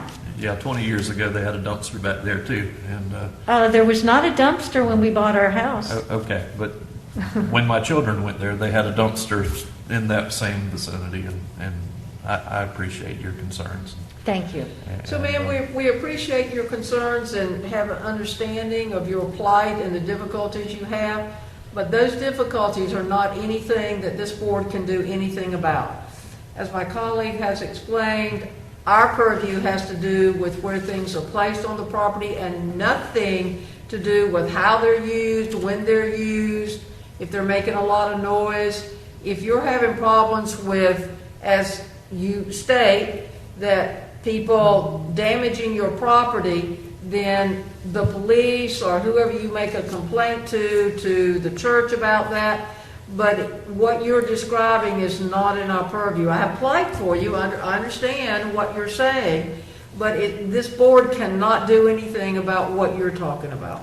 But by approving this picnic pavilion, Right? it's going to be a permanent structure. Yes? In that case, when our complaints are addressed one way or the other, Yes? But ma'am, It would be very that's all, difficult but to ma'am, that's remove it. all we have purview of. And what he's asking to do, to put there, is within our guidelines. How it is used, when it was used, who that property is rented out to has nothing to do with us, and we have no control over that at all. Okay, thank you. I hear your plight, but I'm just saying, we're not the people that can help you. Perhaps Matt might be able to talk with you about who in the city. And obviously, I'm not going to get anywhere unless I take a legal route. Well, and I'm not a lawyer, so I can't help that, but as I was saying, perhaps you could talk with Matt, and he might direct you in ways to cover the complaints that you have. It's just, that's not what this board is about. Okay, but I do hear your plight. Okay, so where are we now? Need a motion? We are, so we've had a discussion. Any other members? Anything? No, okay. Can I have a motion, please? I move that we find the application for a certificate of appropriateness to be not incongruous with New Bern's Code of Ordinance, Section 15-411 to 15-429, and New Bern Historic District Guidelines, based on the following specific guidelines and findings of fact. Guidelines 2.6.1, 2.6.3, 3.1.1, 3.1.2, 3.1.4, 4.3.3, 5.4.2, 5.4.3, 5.5.1, 5.5.3, 5.5.6. Findings of fact, the proposed project is located within the primary and tertiary AVCs. Zoning administrator and chief building official have reviewed the project and commented accordingly. The project is not incongruous with the guidelines. Do we have a second? Second. All right, we understand what we're voting on here, everyone. Any questions? None? All of those in favor say aye. Aye. All of those opposed? Hearing none, the motion passed. Do I have a motion to issue a COA? So moved. Second. There's a second. All of those in favor? Aye. Aye. All of those opposed? I hear none. So the COA can be given. So, okay, I was going to say something to her, but she has left. Okay. Yeah. No. We're done now. Okay, but we're done. I just want to say that the church is a 501(c) organization, it's not a profit-making Okay, organization. all right, but we are done. But what I was going to say, which I'll go ahead and say, even though our lady friend left, that how properties are used, as we talked about, has nothing to do with this board. And the reason I'm saying this is that I was on this board and helped approve, for instance, a deck that is on a restaurant down there on South Front Street. Approved the deck, and eventually they're going to put a roof on it. And I live 3 blocks away, and I can hear that music into the wee hours of the morning. So can I. So I understand her plight, but I also have no control over what those people do with that business down there. So I just want to make that clear that is not what we're doing here. We do too. Okay. All right, so we have finished all of the reviews that we need to do. Are there any general public comments that anyone would like to make? We only have 3 people left. I don't see any hands raised. Can we have an update on the committee that was looking at the miners' work list? We can. Matt? Well, all right. So we did give a report at the design review meeting. Essentially, nothing has changed with regard to that report, except we're developing some revisions to what we discussed at our last meeting, and so at our next meeting we'll have some more revisions. Okay. It sounds like we may also be taking up a couple issues that came up tonight as well. Okay, all right. And I think we were going to, in our September public hearing, bring this, the minor works Yes, so language yes, for that's approval. our intent. That's why I let you do the report. I thought you knew I thought I what had a day it was. handout. I could have said all that stuff you said. I might still have a handout. So at any rate, the committee's agreed on the language in principle, I think, and that should be coming to us when Matt has it ready to distribute to the board. Okay. That's correct. I sent it to the committee to kind of double check. Yep. And so in the next few days, you'll get an email so that we can discuss it at the design review meeting. So I think that'll be on our September agenda for our... The September 2nd agenda. Oh, Okay. gracious. All right. There is no old business. Madam Chair, I would ask that the chair entertain one piece of old business. Okay, what would that be?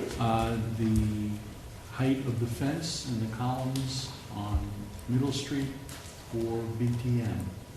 It's now almost 3 years have gone by. They have exceeded the allowable heights, even according to the COA that we approved, and nothing has been done that I'm aware of. And one of my concerns is that if we have guidelines and they're not enforced, then we don't have guidelines. And that one, we've done nothing that I'm aware of. And tell me again where this is? Middle Street, just south of the olive oil place. Across from Oh, you mean Ratty's, the- Across from. between the broker and... Oh, Beer garden. where the beer garden is? Yeah, Yeah. the landscaping plan was never approved. The height of their wrought iron fence, while it may be attractive, exceeds 4 feet. The columns, which were supposed to be capped at 4 feet 6 inches, are Right. higher than that. They did what they wanted to do. They raised the level of the property. They brought in soil. And so one of the questions that came up was, how do we measure height? From where? You know, I'm very limited. I measure it from the sidewalk. And I know the property slopes a touch, but that was the original height. They changed it. Okay. This is Bear Market Tavern, isn't it? Yes. Yes. Okay. The school? Beartown Market. Beartown Market. It's their beer garden. Yeah, it's not on South Front Street, It's on it Middle. fronts on Middle Street. That's the one where they came several times Yeah, to I remember. design review, if you will remember. Yeah, and that we approved it, that they said that they were gonna have them the same size as First Baptist As Church. First Baptist Church, yes, and they And have. their application said 4.5 feet. Right. Yeah, same size So- as First Baptist Church. So Matt, what are our options to deal with that? Do you have some ideas, or do you know? Yes, so, I'm gonna move this over here, hopefully without it falling. I think we've had some discussions about this in our office, and there's some issues with regard to the language of the ordinance that doesn't prohibit what they did in regards to elevating the site and on where do you measure the height of a fence from. There are many cases where the piers are slightly higher than 4 feet, whereas the fence itself is at 4 feet. So where do you measure the 4 feet to, not only from? And so it seemed very problematic for us to send a violation letter, which would be one approach, or even just to approach the owners and say, hey, can you cut your fence down lower? Not likely to happen either.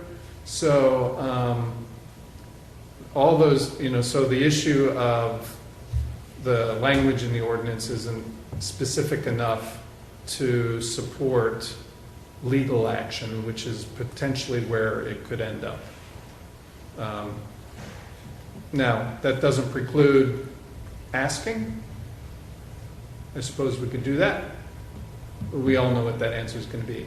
So I think in the end, we decided it wasn't going to be practical to pursue that one. I appreciate it being raised at the beginning when I first got here, because that helped me understand some of those issues. And I suppose that also means that's something maybe we can tighten up in our guidelines so that we can be more clear what it means to be 4 feet, a 4-foot high fence. Where do we measure it from and where do we measure it to? Right, but their fence in and of itself is more than 4 feet. I don't care where you measure it from. Is that not correct? Well, if you measure it from inside their fence, it's close to 4 feet. But it's above 4 feet. Slightly, yeah. And again, to the top of the metal fence, it's And just the slightly. gate that they have is higher than that, is it not? What? The gate that they have, don't they have a gate there? I don't remember The gate is that. the same height as the columns. Yeah, So, they have a and gate. the columns are higher than the fence, than the fencing. Right, so I think there were specific things in the COA that we approved that they have not abided by. Well, yes, so that would be another approach, Right. is to look at the drawings and see if they comply with the drawings. Right. I So- can tell you they didn't apply. What's that? I can tell you they didn't do what they were supposed to do, Yeah. because it was supposed to be a 4-foot fence to include the columns. So, Right. They also didn't come before us with a landscape plan. They did what they wanted to do. My concern is not so much whether they get away with it or not, although at some level I am concerned, because if they get away with it, then I can put a 6-foot fence in front of my house and I will find a way around the guidelines. And that's not what I want to have happen. Or do it anyway. I'll do it anyway, and then Well, the city and- will say, and wait for the "There's nothing city we to can tell do you to about do it." This ordinance Well, is but this isn't so much about the guidelines as it is clearly in the COA, because we met with them multiple times over this issue of what is in the COA that was approved. And what they did is not what they were given approval to do in the COA. So while I hear you talking about the guidelines, what is in that COA, they did not go by. Yeah. So So that's a good point. And I'm going to look at the COA. could you do that, Yeah. and then at next design review, let us have a discussion about that, Sure. please, sir? Yep. Okay, would that be okay with you, sir? Yeah, that's fine. Okay, and then we can go from there to see how we need to proceed. For clarification, when something's not done correctly to the COA, are those folks under obligation to be given a fine until it's done right? Well, there's a number of ways to deal with it, but yeah, so there's several steps. There's obviously to contact them and inform them that we realize that they haven't done it correctly, give them the opportunity to say and do by changing it to how it's supposed to be. We actually have that case with Blackbeard, right? They did put a roof on that, but it does not match the COA, the drawings that were in the COA. So we've been talking to Sarah, who's also personally concerned about that because it isn't even her design. Oh, my. Right? So she's working with the owners, and so we're waiting for her to get back to us on that. But we have contacted the tenant, who is the person who built it, and so we've been working two sides on this. Okay. So at some point, however, we have to say, look, we've given you plenty of opportunity to get back to us and talk to us and work it out. I think in the end what they're going to do is submit a revised plan, a revision for the COA, and then it'd be up for you guys to decide if the as-built is appropriate or not. Thank you. If it's congruous or incongruous. But we need to do that sooner rather than later, Well- because if we don't, it doesn't mean anything when Well- someone comes in and gets approval. Well, so a number of things is if someone tries to use that as an example, as a precedent, we say, no, we're working on that with them to correct it. So that's one thing. But secondly is, in the end, we want a good permanent solution. So when they come in with their proposal, you are fully at full opportunity to force them to revise things. Okay? But, Well, of perhaps- course, in conformity with the guidelines. Yeah. You can't just willy-nilly or capriciously or randomly choose requirements for them that aren't in the guidelines. So Oh, absolutely. sometimes it's hard to regulate good taste.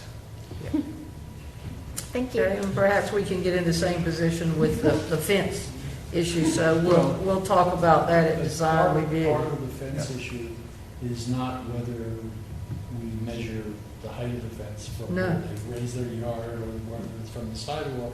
Part of it is if we assume that they violated the COA. Yeah. What is the city going to do? Because that is where the buck stops. We can say all kinds of things, but if we do not have support of the legal department, So that's then we're just barking up the wrong tree. So the Blackbeards is an example of what Yes. we do first, is we contact them and tell them that they have not built it according to the COA, and, begin to suggest that they have options such as build it correctly, rebuild it correctly, or submit a plan to see if the as-built is actually okay. So, and then after that, then it builds into different scenarios. So let's assume you've chosen to deny that COA, and we have some other examples of what happens with denials. So it proceeds to legal matters at that point. They have the chance to appeal the denial, which now we're talking about the roofing down on Pollock Street. They did indeed appeal it. We did go to the Board of Adjustments. Oh, did I report any of this to you? No. Oh, okay. No, afraid not. It did go to the Board of Adjustments. We did fail to collect their check, so therefore we had to admit that mistake in procedure in my second month here, I guess. And so they are being required to resubmit to you to do, and for us to go through the procedure and collect their check. However, they're not doing that either, so now they're going to court. Oh dear. Well, we have the Carlson House on East Front Street. Right. That's a whole other. Bankruptcy, so the fines got raised, so theoretically, Yeah. things are supposed to start all over, but where does that stand? Right. You know, that's only been, 10 years in the making? At least. A little longer than that. Well, Yeah. the house has been falling apart for longer than that, but since we had the ordinance of prevention of demolition. Well, I think I saw documents from like 2008. Okay. Oh, You know, so it'll fall down before anything gets done, and it means the house doesn't get salvaged. Right. So we have aided and abetted the demolition. You know, sometimes, and this is just my personal feeling, I believe that this board is a joke because it has no teeth. And not just the board of aldermen doesn't back the board to the point where they enforce things that comes about. Because, and I'm saying that based on this incident down here on Middle Street, you know, the aldermen came to the board pleading their case, and they end up doing whatever they wanted to do to start with. You know, it seems like they just do whatever they want to, regardless. Oh, well, it's going to be a slap on the wrist, and we're going to be good with it. I mean, the roof, that's a prime example. The fence is a prime example. You know, I'm not saying we're wasting our time, but that's what it seems like. Yes, we have guidelines, they're supposed to be enforced, but there's no teeth behind it. You know, I could go over the HPC's head and I can get my alderman to do whatever I want to do, and it's fine. well, I'm going to take most of the blame for that because it's up to me to do the enforcement. Well, I don't think it's just up to you, Matt. Okay, You I just got understand here. where you are. Yes, you're the administrator, but it shouldn't be just up to you. If we make a decision, a quasi-judicial decision, That's right. it should be some teeth to that decision, Yep. period. Yep. And the aldermen need to, if they appointed us, they need to back us, Right. okay? That's how I feel about it. I mean, I've learned a lot being on this board. I like being on this board. However, sometimes I feel that I'm wasting my time. Right. Once upon a time, I confronted him, Tripp, at a meeting that had nothing to do with HPC per se, and he gave me an answer that I didn't like, but it makes sense. Oh, good. I'm trying to remember what I Tripp told said you. is, look, we have these guidelines, and we let people know that if they have an historic property, there are certain things that they must do in the process of changing things. And in truth, the vast majority of people know that, come here, and make every effort to conform. Absolutely. And isn't that wonderful? Because if we didn't exist, then that wouldn't be happening. Right. That's correct. Yeah, and I agree with what Tripp said, because That's the nicest backhand. 99% of the people come, even if they made a mistake, they come and they try to fix it. They say, Because I it's didn't true. know. Joe wasn't happy with me when I told him that. That's right. You know. But, you know, I agree. But you always get that 1%, and it seems like it always get blown up or we get to see it, because like this Middle Street thing, there's no way that should have ever happened. No way. What's the Middle Street thing talking about? The beer garden. Oh, I mean, because of what we went through with them, yeah. you know, we almost, I mean, we kind of coddled to them saying, hey, look, okay, we understand what you want to do. All you got to do is make it look like First Avenue. Look like First Baptist Church. That's exactly what you need to do. We told them what to do. They said, okay, we're going to do that. Isn't that right, Ruth? That is right. I mean, because we went round and around about this. Yes, we did. And the alderman came to the meeting saying we were wrong. How are we wrong when it's in the guidelines? I'm a black and white type person. Let it be written, let it be said. See, if it's in writing, you can't lie. Yeah. If it's your word, I come to you and say, well, Mac, you told me I didn't say that. I'm not saying you would, but that can happen. But if it's in writing, and I can show you in writing, I'm covered. I mean, Of course, that's what we pay the lawyers for, is to tell you that what's in writing isn't what you said. That's true, too. I got you. All right. Okay, so we'll work on those things, and we can bring those up at the next design review. So CHIPO training, is there anything we want to say about that? We've already done that. So, yeah, I'm just noting that you already did those two. There's at least two more coming up or available. And so we saw the first one and the third one. The second one is just over an hour long, but it's basically a lot of the legal background or the statutory background to what we do. Oh, okay. So it's very important. Yeah. But it's a whole hour. So we could do that one. The next one, the fourth one, was just released, and I think it's maybe a half an hour, 40 minutes, maybe. I don't know, did anyone see it? But it included a flyer or information that you're supposed to download. So I went ahead and did that. It's just this double-sided sheet. Thank you. So I did this for you guys. Thank you very much. Thank you. I'm decapitated. Clerk, can we just pass these? Thank you. And there, you got one for Joe. Thank you. So there's your handout, so you're ready. You can either go and do it yourself, or you can maybe wait until we do it at a work session. Do we have to write a book report on it?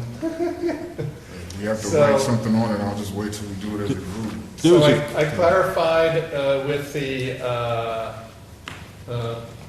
Christy, who is the person on the screen, right? And she said that we need 2 people to do 3 out of the, I think it's going to be 6. So other than that, and then I think I have to do 3 also, or maybe I have to do all 6, I forget. But I'm going to be looking at all of them anyway. So we've we'll had just- a bunch of people already do 2. Yeah. So, well, but to write it up. We have to write it up. And I think Christian has said that she's going to write, or has written one up. She's going to send one to me. So I guess you're on your way to writing 3 total, maybe? I've seen the 2, Yeah. and maybe this third, yeah. Is So, there and a there's form, going- is there's there a supposed to be form 2 we more have after to this. use to write it up? Is there a form we have to use? Nope. It's No, you just totally up write to up what you thought about it? Use your It's totally name. up to you. I did a bunch of screenshots, so I cheated. I don't know. Made some notes. Okay. So- And she wants her Not cheating, name. you were well prepared. Yeah, right. Okay. Can we give the write-up to you and you can send it in? Yeah, Yeah, that's that's what I'm fine. gonna do. Okay. All right, I'll send it to him. So you've listed the 2 that we've seen, Historic Architecture, which was the long one, and then the North Carolina African American Heritage Commission that we saw. Right. Okay, all right, so next is your report that lists the majors that we've done and the minors. Right. So And then- majors are all the ones we did at the last, regular meeting.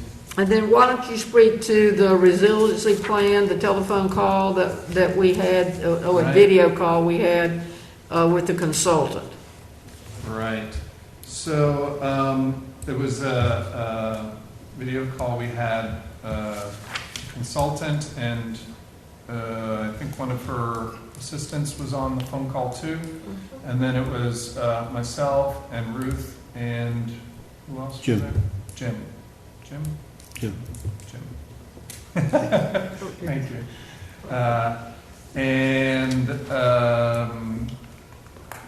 So, well, go ahead. Maybe you want to go ahead and summarize? No, you go ahead. All right. So they introduced themselves.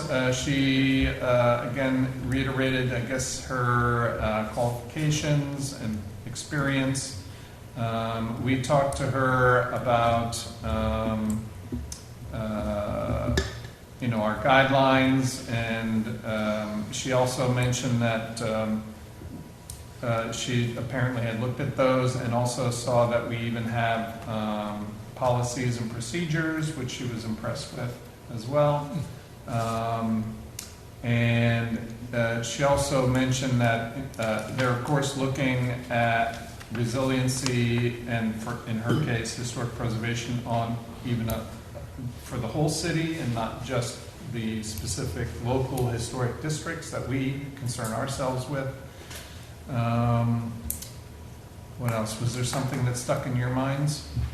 She asked for a wealth of information from us. Oh, that's right. Yeah, she did. And we talked about that we were interested in looking at raising houses up due to the storm that we had that damaged so many of the houses, and we talked about that and how we're managing some of that now, but that what we wanted to do was look at some policies to add to what we have as our guidelines, because there aren't any in there presently, per se. Right.